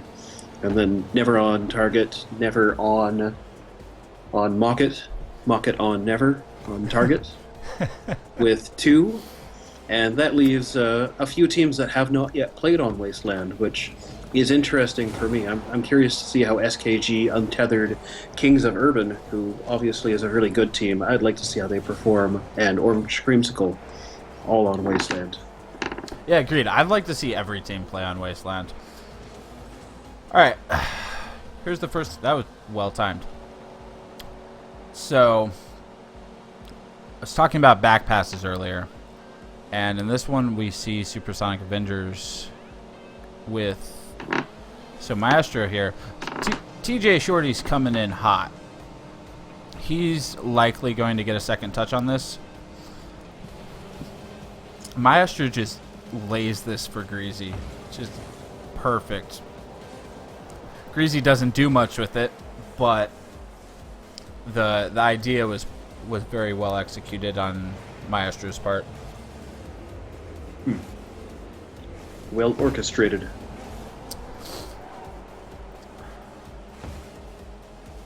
And I don't have anything written down specifically for the next minute and a half. A bunch of back and forth. So I can talk a bit about Supersonic Avengers. They're one of my more interesting teams to talk about from a stats perspective. Go for it. So if we look at Supersonic, the one thing that they really do well is they pile on pressure. And we saw that today in the tournament. But they are first overall in the number of shots that are taken, with almost 10 shots per game, which is 2 shots more than the league average.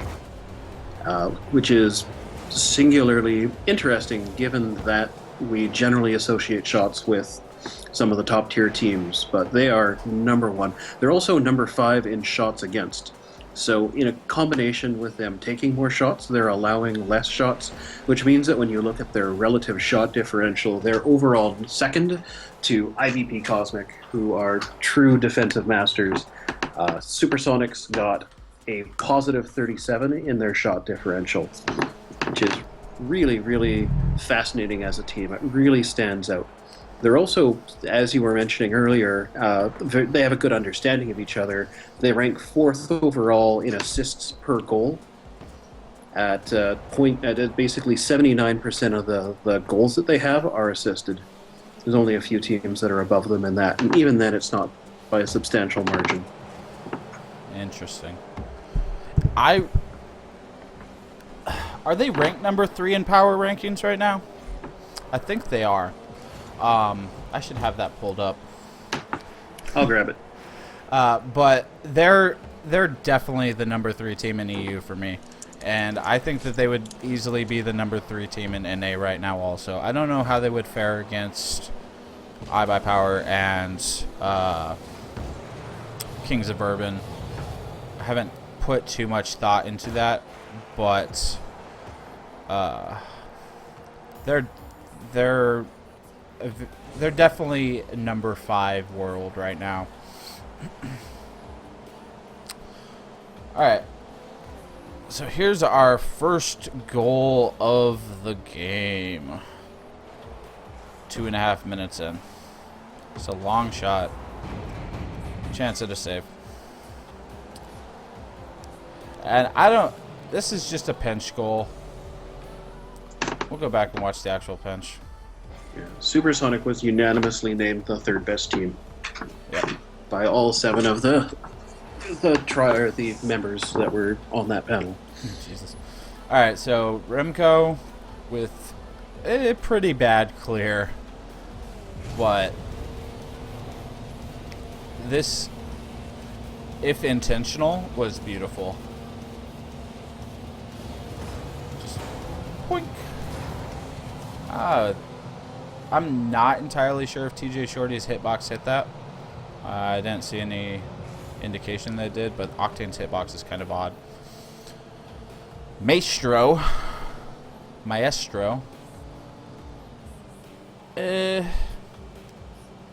Obviously out of boost. And at that point, yeah, He gave it a bit of a puff of boost there. Tries to do the over the shoulder. Yep. Just doesn't Gets get a piece enough of on it. Not enough on it. This is a wasteland goal also, which is larger. Had that been a standard size goal, he should have been safe doing that.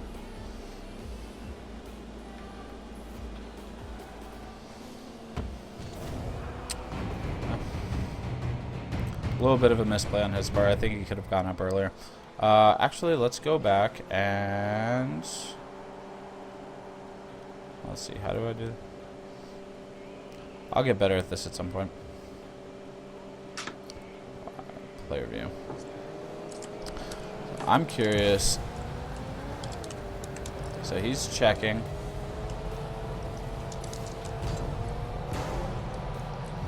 Oh, damn, he did almost have that. He probably would have been a little bit better to hit it towards the goal instead of trying to hit it straight up.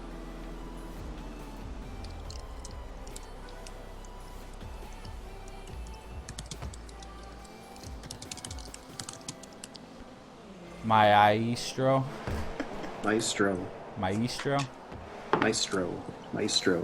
So, Canadian's accent, if you were. You always hear about the A's and knows and Yep. roof and all that. But one of the big characteristics of the language is that when we say our compounded vowel sounds, we tend to create more of a swing to how we say them. Gotcha. I'll stick to my. Which is where a boot comes from. About. Boat. Alright. Take this goal back.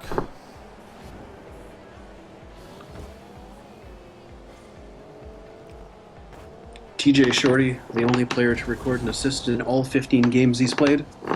Very interesting. Remco with a poor shot. Maestro with a pinch clear there. And then Mystic just misses it. Probably could have done a little better. Looks like he came off and just missed. Greasy with a good center, which thanks to the wasteland design sends it right back to Maestro, who beats TJ Shorty. We will take a look, see if TJ Shorty could have done anything a little different here. So those hard wasteland walls in action. Yeah. That definitely comes out very firmly. Ooh. I think the timing's just not there. Yeah, I think he was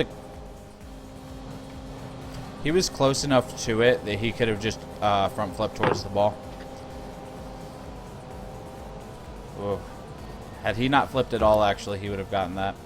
I think a front flip towards the ball would have been probably his best choice. And we're even up at 1-1. So Yep. this is... Next one's obviously a kickoff goal.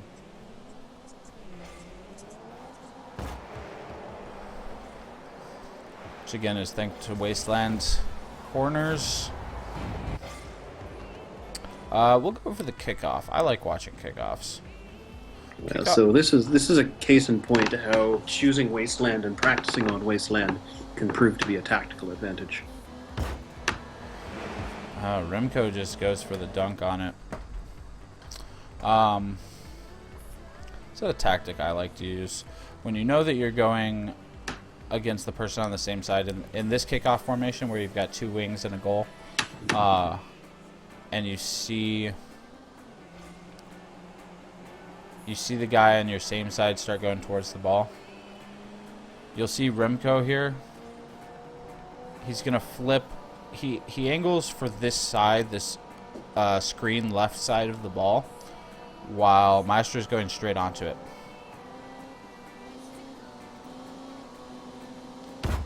And just yeah, he lands completely dunks right him. next to that ball. Because he knows Maestro is going to more or less hit it forward in his line of like a direct shot forward, and so he lines himself up to come just on the right side of the ball and get the dunk, and also manages to get a little bit of a pinch off it. Puts it well over here. Greasy on this does a damn, there's a word for it, where he goes to snipe the boost there on the corner. Definitely It's doesn't a pay off. very aggressive cheat. Yeah, greedy start. Lamp tries to get the boost, probably shouldn't have. It's a well-placed shot.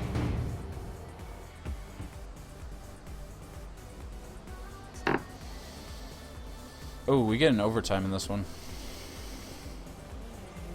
Pretty sizable one too. I think it's a little over a minute. Yeah. Well, I wouldn't. Cheating is generally going towards the ball at a slower rate instead of staying for defense. Going to take the boost had another name. I'll try and remember it. It's like stealing boost, but that's not what it is.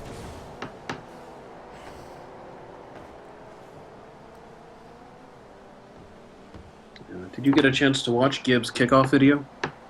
I haven't watched Gibbs. I've watched 100 other ones, but This one's a lot more tactical in terms of what should other players do to respond to a kickoff scenario. yep. You know, what direction should a ball be pushed in a given scenario? Less on the mechanics of actually touching the ball and more on the X's and O's of where players should be or could be. Yeah. And I found that different enough that I really endorse it. Changed the way that I played quite a bit.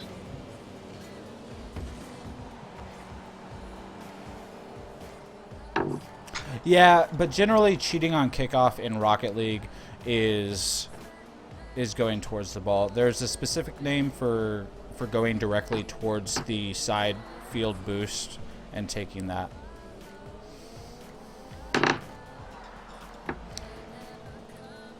All right. Start this play. Remco with kind of a bad touch. Greasy gets a good hit up. Maestro with a very good touch over TJ, and then Wasteland Wall helps him out here. Right in front. Just let's Lamp put it in. That is a good, solid Wasteland goal. Yeah. He got a lot of help off that corner touch there.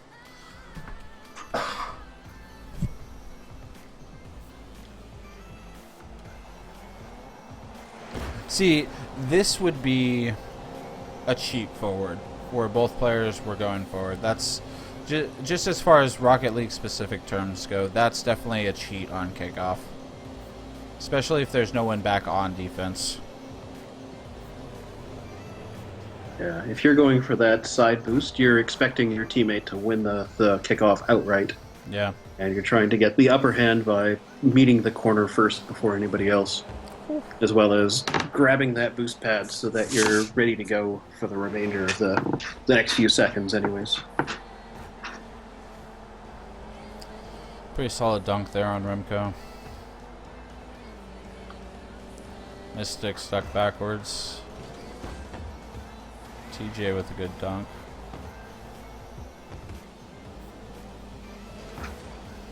Bit of back and forth, a lot of dunking going on.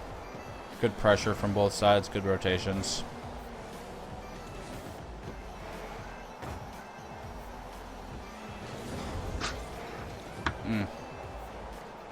That should have been a goal.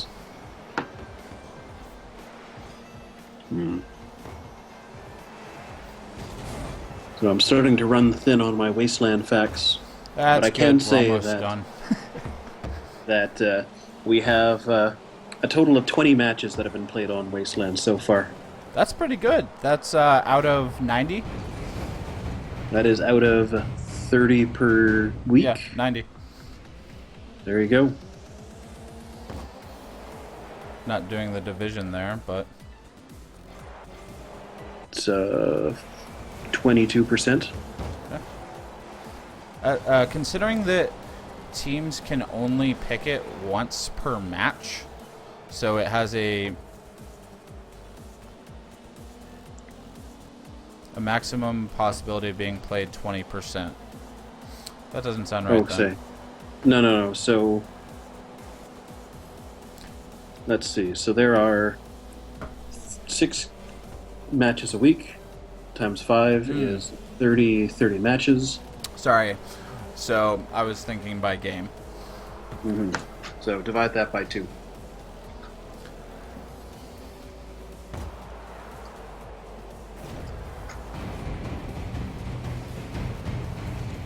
Sure, if you want to, Drift Master. Okay. Yeah.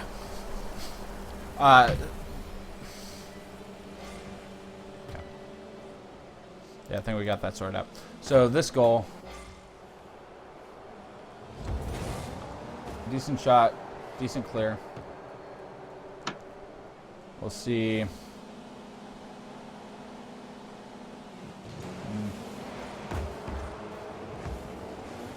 It's a good 50-50 win. Yeah, TJ's out of position for most of this. So he gets that and ends up pushed over here with no boost. And not much that he can do. Ideally, he should rotate back to far post, where Mystic was going, but turns to take near post. So Shorty should have been following him and going to far post at that point, which is where it's shot. He can't challenge. He doesn't have boost. 8 seconds left. And We got ourselves a second kickoff goal. Yep.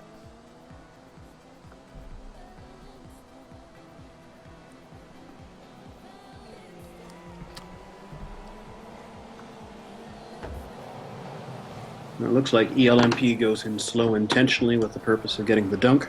Yep. That's read very well by, is that Remco over there? Remco Just pops it in the net. Yeah, Remco's just in a beautifully convenient position. This is a... Hitting over here is extremely common on kickoffs. So you'll see a number of players swing by, grab this boost, and go up to the wall towards it. This could have actually been coordinated. The guy taking the kickoff could have said, I'm going to let this go right. Remco just does great to put that on target. Can we back that up to the kickoff there again? So Remco is actually in net in a 2-corner scenario. An abandoned... No, sorry. No, one goal, Mystic, one... Yeah. Mystic cheats up. Remco goes for boost. TJ Shorty does the kickoff, wins it to the side, and Remco's there. Correct. You know, 8 seconds left. They got to score. They're going to try it. Mm-hmm. And it does go to the right. Greasy might have been able to challenge that. Now, what's going on the other side there with that kickoff when you're 8 seconds left in the game? They're still trying to play high pressure. Mm-hmm.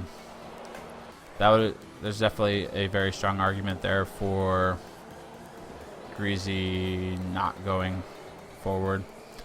Literally sitting in goal for 8 seconds isn't the worst idea. But with the pro players, they're going to take shots that you just literally can't save if you're just sitting in goal. There are definitely safer ways that could have been played out, though, on Supersonic Avenger side.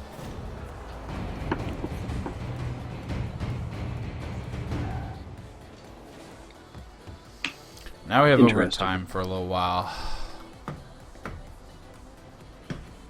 Wish I had some overtime stats for you. Right?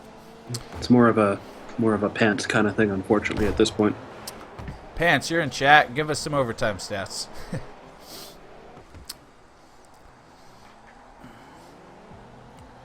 See if Remco gets him on the kickoff again. He does not. Maestro plays that kickoff much better. Does not. That was the exact same formation, exact same players that the last kickoff goal got scored on. Second to last.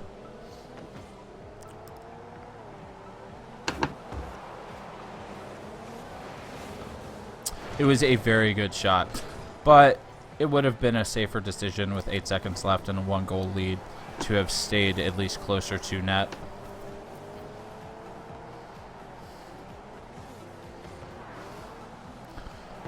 A good chance there.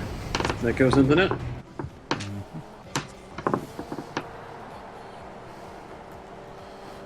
Get in the close, take a look at everything here. Not that close.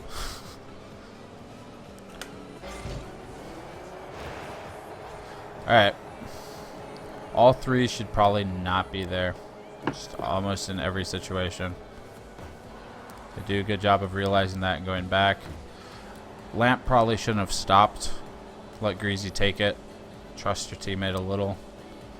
He could have gotten further back into goal. Remco using those wasteland walls does very good to put this. Ooh. All three right in the same spot. Do we know who requested this map? Yeah, if you give me just a second, we just keep watching that for a second. This was game 3. It's a good touch. This is Spectral. So Spectral won on the map that they chose. Yeah, it definitely looks like they had a better understanding of those corners. Was this the only game that they won? I believe it was 4-1. Yeah, so this was actually... Yeah, I remember doing that in the write-up. This was the only game that they won. And I remember noting that maybe if they'd played the entire series on Wasteland, they would have had a better chance. Huh.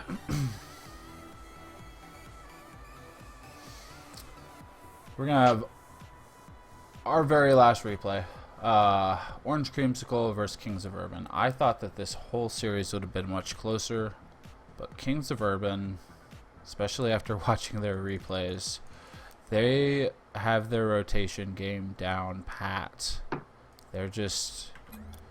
They know what they're doing on rotations, and they do it constantly. They don't...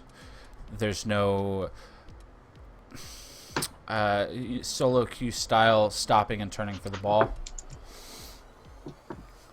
You know, I kind of wanted to do game 4, but I kind of didn't want to just give Jacob all the credit. So I'm going with game 1. I asked Fireburner about that, and he suggested it. Statistically, what's that statistic that you're tracking? DMR, that's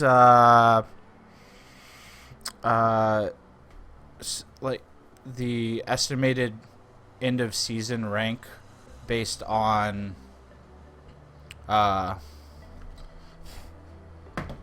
the strength of the teams they've played and their record so far. What's that called? So that would be the strength of schedule. Yeah. I believe is the name of the statistics, and that's one of Pant's. Oh, is that yours, Defense? The one that tells you which teams have a projected chance of winning the season or coming in first places in the season?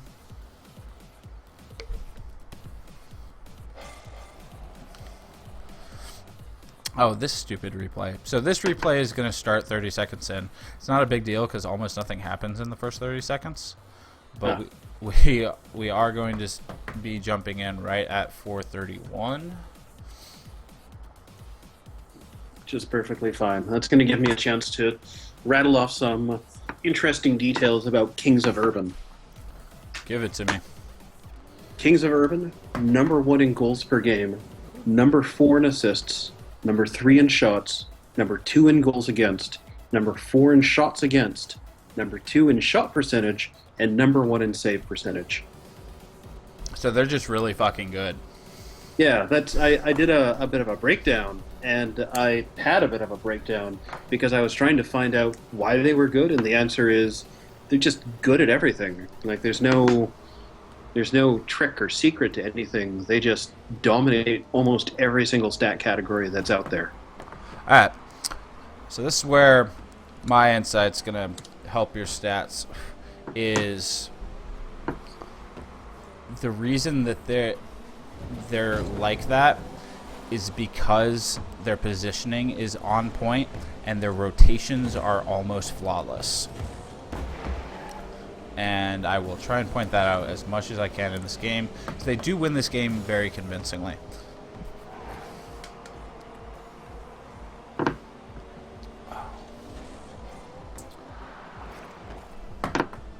Alright. Yeah, and it has been, Pants did note to me that Kings of Urban has not had the most difficult schedule so far. But they really have demonstrated, especially with this series in particular, that they deserve many of the accolades that they've received. And these guys are a very real threat to go very deep into the tournament. I would argue that they do actually have one of the more difficult schedules. Orange Creamsicle was expected to do very well after their showing in week 2. And Knot was, tied for number 1, and the wait, did they play Knot? They played Failure to Launch, Orange Creamsicle, and who was their week 2? I think it was Knot. Yeah, it was a 4-1 to Knot.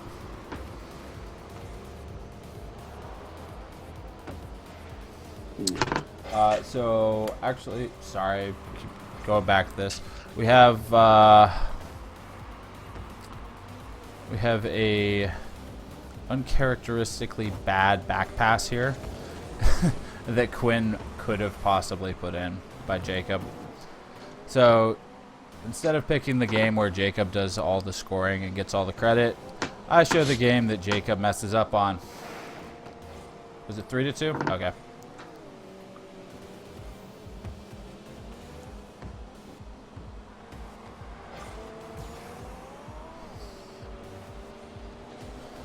Alright, keep going for a little while. There's some chances. I will try and cover the rotations during this break. And you do see one here. So we have Jacob going fullback, Fireburner on mid, and then Moses had just challenged. So the communication with them is great. Fireburner could have gone for that. Many other teams, the person in Fireburner's position would have gone to that. They managed to tell Jacob. Fireburner then follows up behind Jacob. Moses continues to go back. And they're just... Moses is just sitting here waiting for boost. But they managed to stay positioned safely, but also offensively in that. Yeah, there's really no wasted motion there. It's very efficient. Okay. And that's one of the things that they do very well, is that there's very little hesitation in their rotations. It seems very fluid. Jacob with a good save.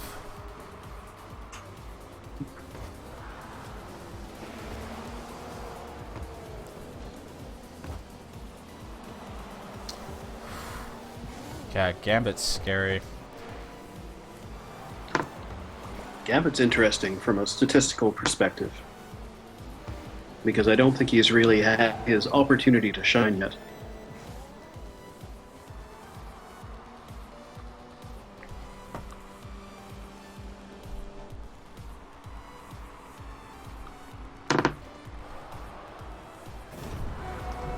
Oh, I apologize. I'm busy reading chat. So here's our first goal.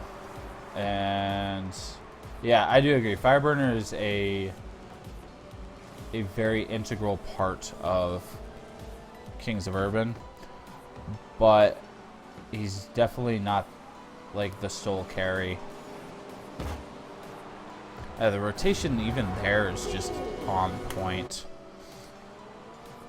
No, let's take it back one more. Alright. So you get a good clear. Gets it over Edwin, who's kind of in a no man's land. Fireburner's touch there is perfect. Lets Jacob get this hit. Beats Quinn in the challenge. I don't know about Edwin's choice there. It was close, but he did get beat out. It looks like Edwin wanted to come off the wall there and play it in the air, but didn't have enough time. He was going for the Spider-Man approach too. You'll see Cucks do that a bit, and he almost had it. It was close, but it wasn't. It definitely wasn't the safest choice with someone bearing down on your goal like that. Yep, I agree entirely, Science Guy. Fireburner has been a bit of a revelation for me in this so far. Didn't quite realize just how lethal he was with his shooting percentage. And it's one thing that we've been noticing as time has gone on is shots win, or shooting percentage wins games. So here's one of the few times you'll see their rotations break down. Go back a little bit further. Where's the ball? Moses cheats. Fireburner goes back for boost. Moses is still going. In my opinion, Moses should not have gone up. He goes up the wall to get this. At this point, he's beat. He should know he's beat as soon as he sees where Gambit is and that he's going to get to the ball first. He should have instantly, you know, maybe not like on a dime turned and gone back, but he should have gone back instead of going up like that. Jacob makes a mistake. Fireburner gets beat, and Gambit gets his goal.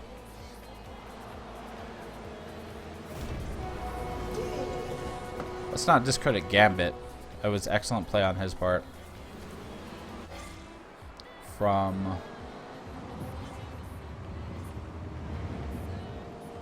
this touch, which goes right back to him. Jacob should have probably had that. And then just getting up before Fireburner can get to it. That is very interesting. Moses says, if you didn't know, Kaz's 911 is Moses. So Moses gets a hit, and according to Moses, Fireburner calls for the ball, but Jacob's going for it anyway. Yeah, that goal was a total 1v3 by Gambit. Gambit's one of the few people that can do that. Yeah, Jacob definitely should have been back if that was called for early enough. I don't know at what point he had called for that. If Jacob was... Let's see.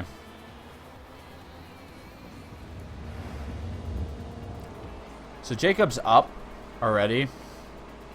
At this point where Gambit gets a hit, I guess I don't know how you guys team comms works. I don't know if Fireburner is like the go-to captain. But Jacob at this exact moment, Jacob should have talked instead of twerked and said, "I got it," immediately. Because he does have the best angle on this. Jacob has a very good angle to hit this if he actually gets off the wall correctly. And that may have given Fireburner enough time to get back to it. Actually, yeah, that most certainly would have been a stop if Fireburner had turned to make that play. Talked instead of twerked. Yep. I'm never going to let him live that down.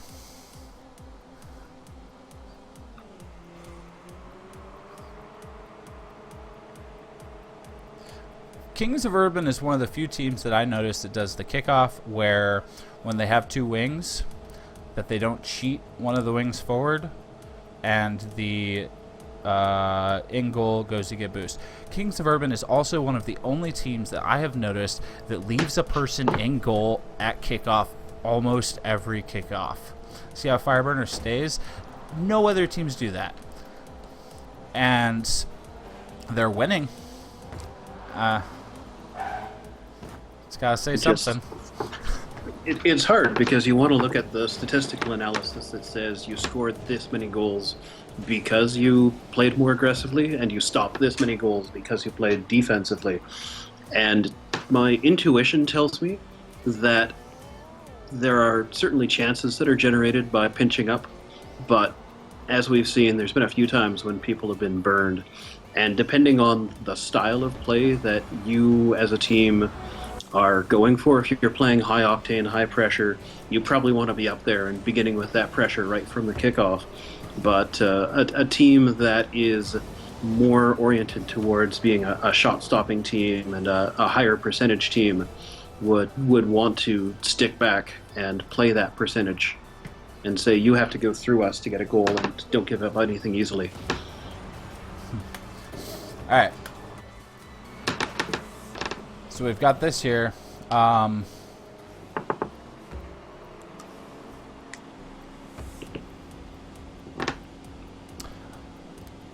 I don't think Edwin should have taken this back center. I understand that he's going on the dribble. His plan is to pass to Gambit or Quinn and go on the offensive. But Fireburner just does such a great job here of hitting Edwin into the ball and then Edwin into Gambit. Wow. And wow, look at that. Wait. And then hitting Quinn. Fireburner. Wrecking crew. Yeah, just knocks all three players out in this one play.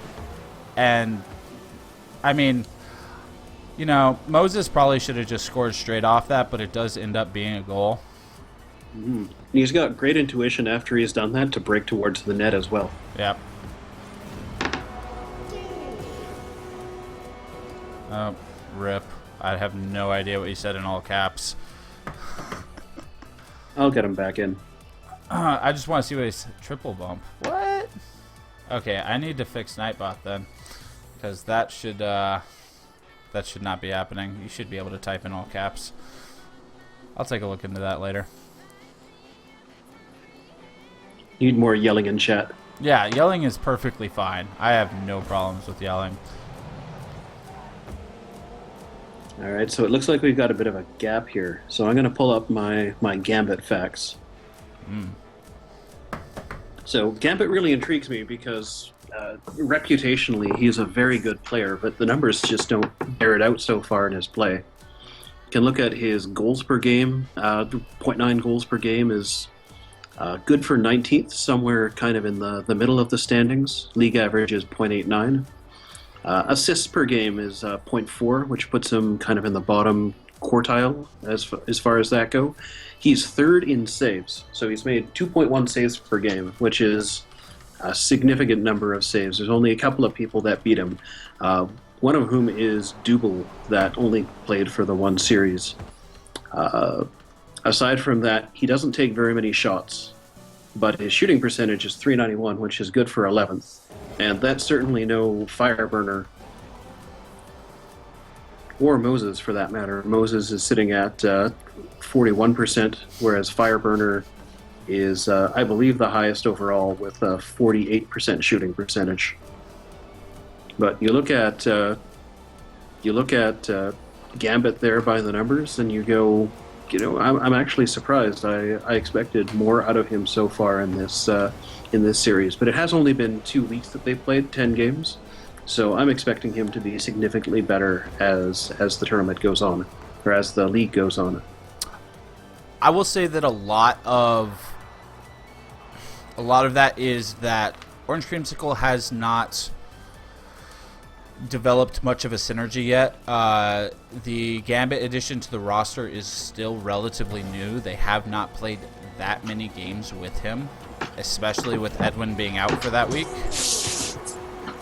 Yeah, it seems that Creamsicle needs to focus substantially on their systems as they go forward in this tournament, because we've kind of seen the rust that has been brought in by Edwin coming back, and it reverberates throughout the team. Like, you see that the numbers dip with Edwin back in for more than just Edwin.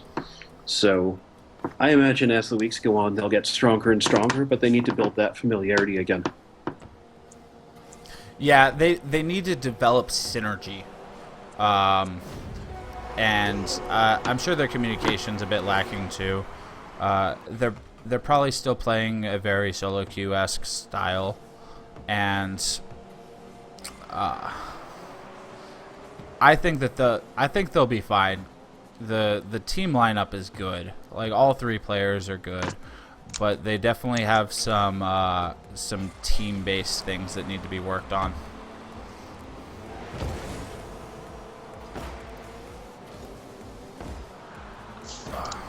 All right, I think we missed a goal. No, I've rewinded it about 5 times. We're good. So this is where this one starts. Actually, I want to go back towards that to that shot again. So we've got all 3 up. Looks like Gambit was going for a bump. Oh, he did almost get that. Fireburner just happened to be a split second earlier. And this leaves us with Gambit in net. Edwin's fairly far back, and he does end up going towards boost with just Quinn to stop anything. He gets beat very decisively by Jacob, and Jacob's all alone. And just pops it in. Basically, failed offense turned into a 0 defense opportunity.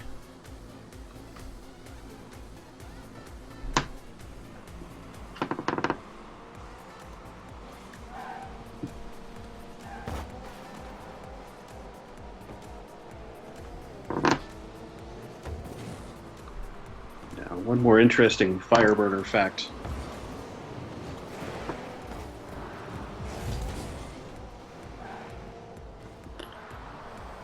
Where am I looking for here?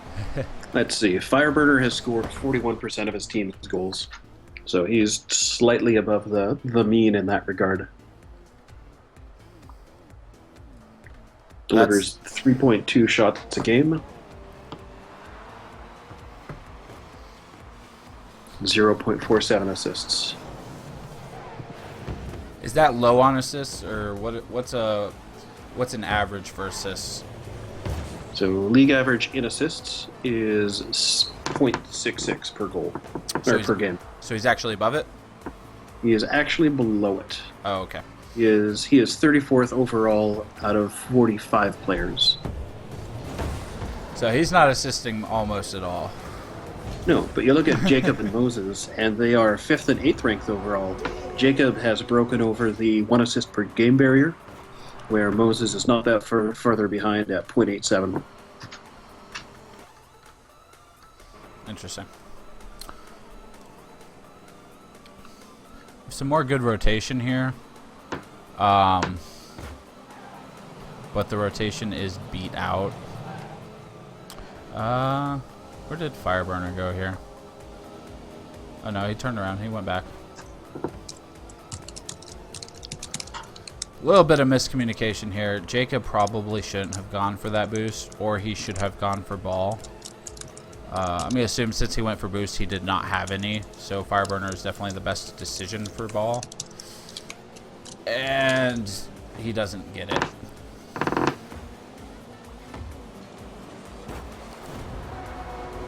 Very nice touch by Edwin.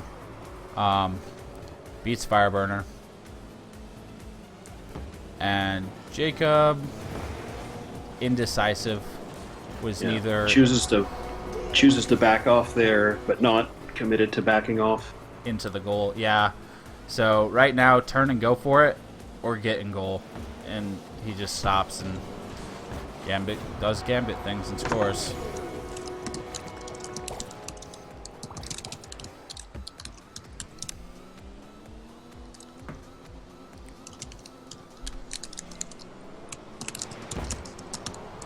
So right now it does look, you know, fairly even. We're pretty close. And Orange Creamsicle actually had a large number of chances earlier, but they seem to break down a little bit right here at the end.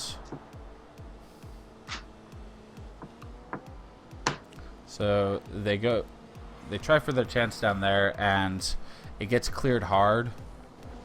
Where's oh, I was way back there. I didn't see him. Jacob with a very nice touch over Edwin, doing the same thing that he did to him earlier. And Fireburner. Yeah. So I want to look at Orange Creamsicle players here. Edwin's going to ball. Ooh. Quinn lands on Gambit, which is... It's like Quinn's trying to jump over Gambit, but didn't quite make it. Yeah, they were just both pathing the same way. Edwin gets beat. Quinn is in a very awkward position here. I think even if Edwin had gotten that, I don't think Quinn would have been in a good position. And definitely if Jacob gets to it, Quinn is out of position. Yeah, that's that awkward moment where two players are basically on top of each other and they elect to go their separate ways, but neither is quite the place where either of them should have been. Yeah, and this is just getting a little greedy for boost. Both Quinn and Gambit have gone for boost, and as Shalthus would say, the gates are open. Wide open. And the eggs go wild. Yeah. Easy tap in. Nothing special for Fireburner. Right place, right time. Good pass by Jacob. Bad choices by OC.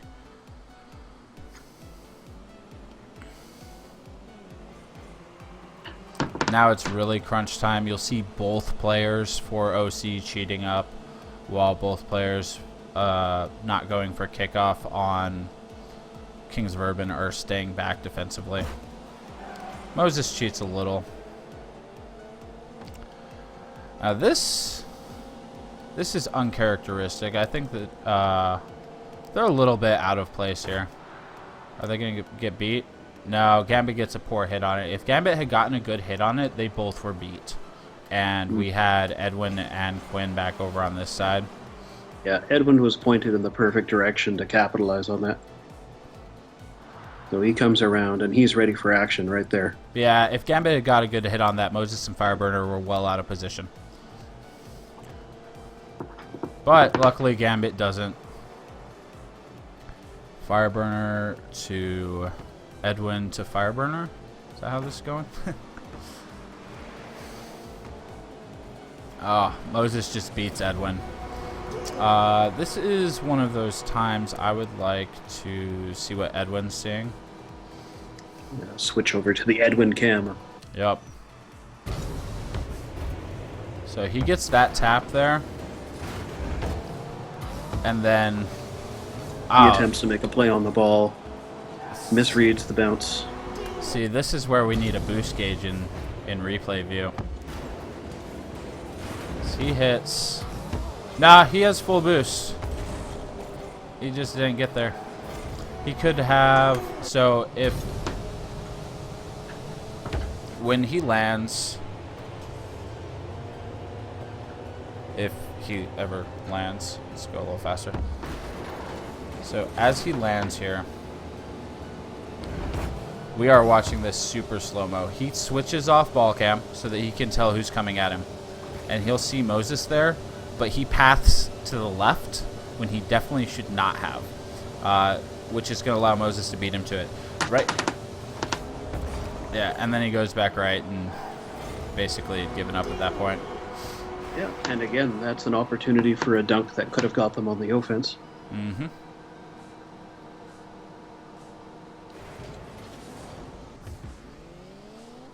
Not too much left of this game. Pretty commanding lead with 14 seconds left.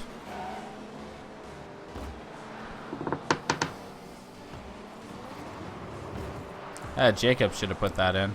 Moses maybe too. At this point, it really doesn't matter for either team. Yeah, it's all academic at this point.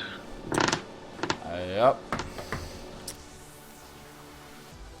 And that, pardon me, will conclude the replays that we were going to take a look at tonight.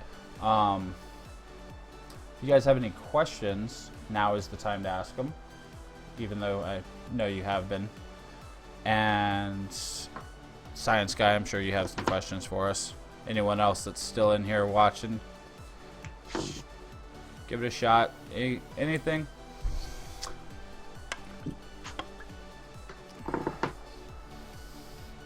Science Guy 13 says, "Good job, guys." Thank you. Appreciate it. We'll try and clean this up a little bit each week. Make it I'm gonna keep doing it every week, even if I can't get either DPants or DMRawlings in on one of the days. I'll keep doing it. Look at least 6 replays each week. I might change the time schedule up just a little bit because we have literally 0 EU viewers, and I feel like they could use a little bit also. Yeah, you asked plenty of questions, man. It was good to have some Drift. in there. Driftmaster XP says, "Great analysis." Thank you. Appreciate it. And Appreciate you guys stopping by. The number one goal I have in doing this is that the pro teams in Rocket League right now, the ones that are sponsored, the ones that are not sponsored, they do not have any back-end staff. They don't have an analyst. They don't have coaches. They don't have managers or anything. So I did want to give each team that plays each week in the Pro League a little bit of a third-party view on their games. What I think they could have improved on, what I think that they did correctly, and give them that a little bit of analysis that they're just missing from the scene being so young. And I'm just here for the stats. Yeah, I mean, we've got so many stats. It's crazy. I'm really impressed. I didn't come in doing any stats, and I got stuck with these guys, nothing but numbers, and it was the worst couple of weeks ever for CJ. No, it was great. I loved it. I keep learning more and more on the statistical side. I'm trying to, push the, I guess, general game knowledge on over towards them and keep all talking and hopefully develop the scene a little bit. Keep it moving forward.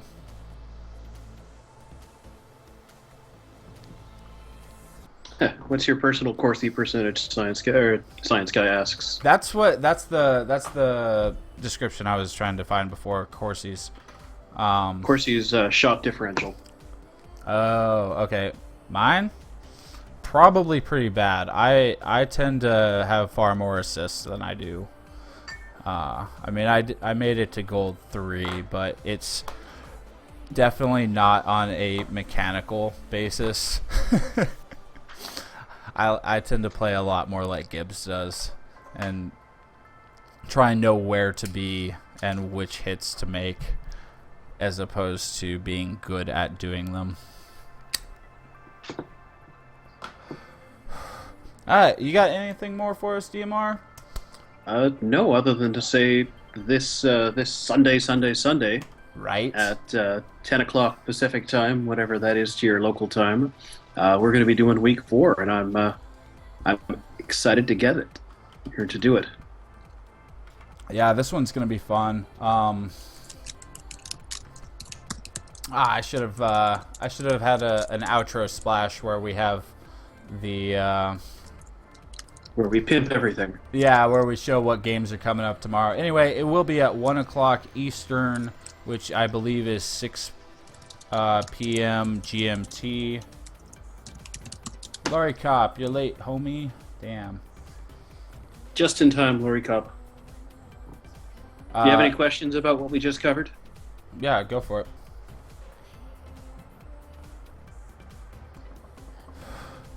It is 1 o'clock tomorrow. I am 90% 1 o'clock sure. Eastern. Yeah, 1 o'clock Eastern tomorrow. Noon if you're in Texas with me. There will be a little bit of a switch up tomorrow. We're going to see, instead of the typical EU first 3 games, NA second 3, we're going to see some of the NA games in the beginning half, and some of the EU games a little bit later on.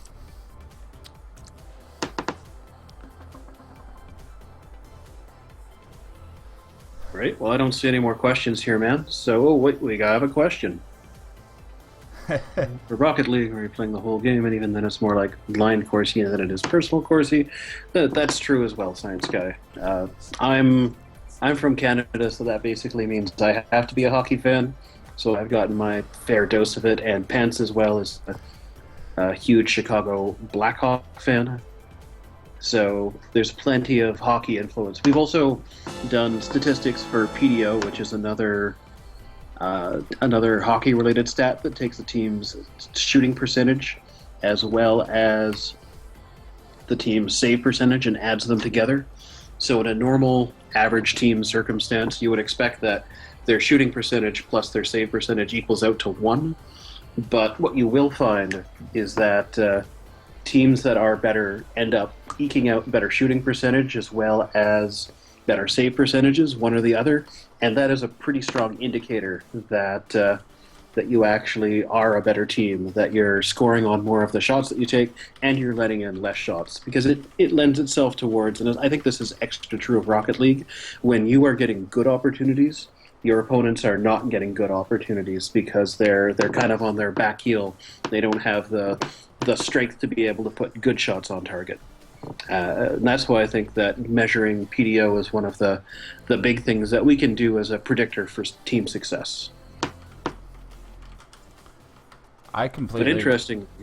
Sorry, go ahead. You go ahead.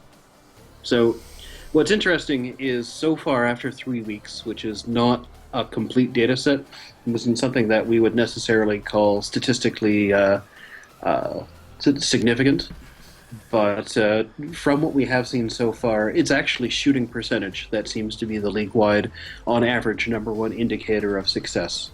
So if you're scoring on more of your chances, then you are winning more of your games. Yeah, I agree that hockey and Rocket League are probably the two closest related if you want to compare Rocket League to a real sport. And I'm loving seeing all these statistical standpoints that you would take in hockey and comparing them to Rocket League, and they do seem like they're coming out fairly decent in similarity. Yeah, we looked at recently, Pants put together the stats on teams that had scored the first goal and whether or not they'd gone on to win the game. And the statistics exactly line up with hockey within less than 1%. It was 0.5%. Yeah, that was interesting. All right, so we're all done here. We've analyzed our asses off, and I'm going to send you over to watch Papa Money sing. If you guys haven't, we have another concert. Yeah, Papa Money's doing weeklies now, I think, on A Money TV. So A Money's dad is a professional singer of sorts. He does Frank Sinatra Lounge style. Yeah, lounge music, and he's So like Michael good. Bublé, and he blows me away. He's very good. So I'm gonna send you all over to him. Thank you for stopping by. If you haven't yet, follow us all on Twitter. I'm at CjSmurf with a PH. You can type exclamation. I'm sorry. Go ahead. Finish. You can type exclamation mark Twitter for that one. I have YouTube with all the goals from every single game that has been played in the past 2 weeks, compiled by game, by match. And then I also have these analysis streams that we're going to be doing. The first one from last week is up. It was me and D-Pants. Got off a little shaky. We're getting a little better at it. You know, a little bit of a learning process for us. We're not personalities. We're analysts and statisticians. So Exactly. And you can, if you care to follow and listen to my miscellaneous nerdy antics, I'm at DMRawlings, RAWLINGS, as it says in the chat. And then we also have our third ambassador statistician analyst, and that is D-Pants. I will double check his Twitter, but I think it is at D-Pants. And, you know, give us all a follow. Check out our posts on Reddit. Those are where we put the really interesting facts into text and let you yourself analyze them. You can find all the spreadsheets and what we think of them there. We also did some predictions for tomorrow. Can you get me the link for that and put that in chat? Working on it. Cool. So we have our predictions for tomorrow. All three of us did that. And get in there. Tell us if you think we're full of shit or if you think we're gods at this and we know exactly what we're doing, which I'm sure we don't. Yeah, CJ rocked me last week, so I'm looking to have a return to form this week. Gino Cop. Oh, damn, man. You missed yours. We were praising you highly earlier. Thank you for the follow. Check out the VOD there. You're game 2. You're probably about 40 minutes into the VOD is where we say how incredibly good you are and talk badly about not. 4 hat tricks this weekend? I don't think that's going to happen. Anyway, so head on over to A Money. Give his dad some love. He's great at what he does. If you do want to go watch Rocket League, I would suggest Stocky or Cinema at this point. Alright, see you guys. Thanks for stopping by. Catch you around. Stocky actually leads the league in hat tricks.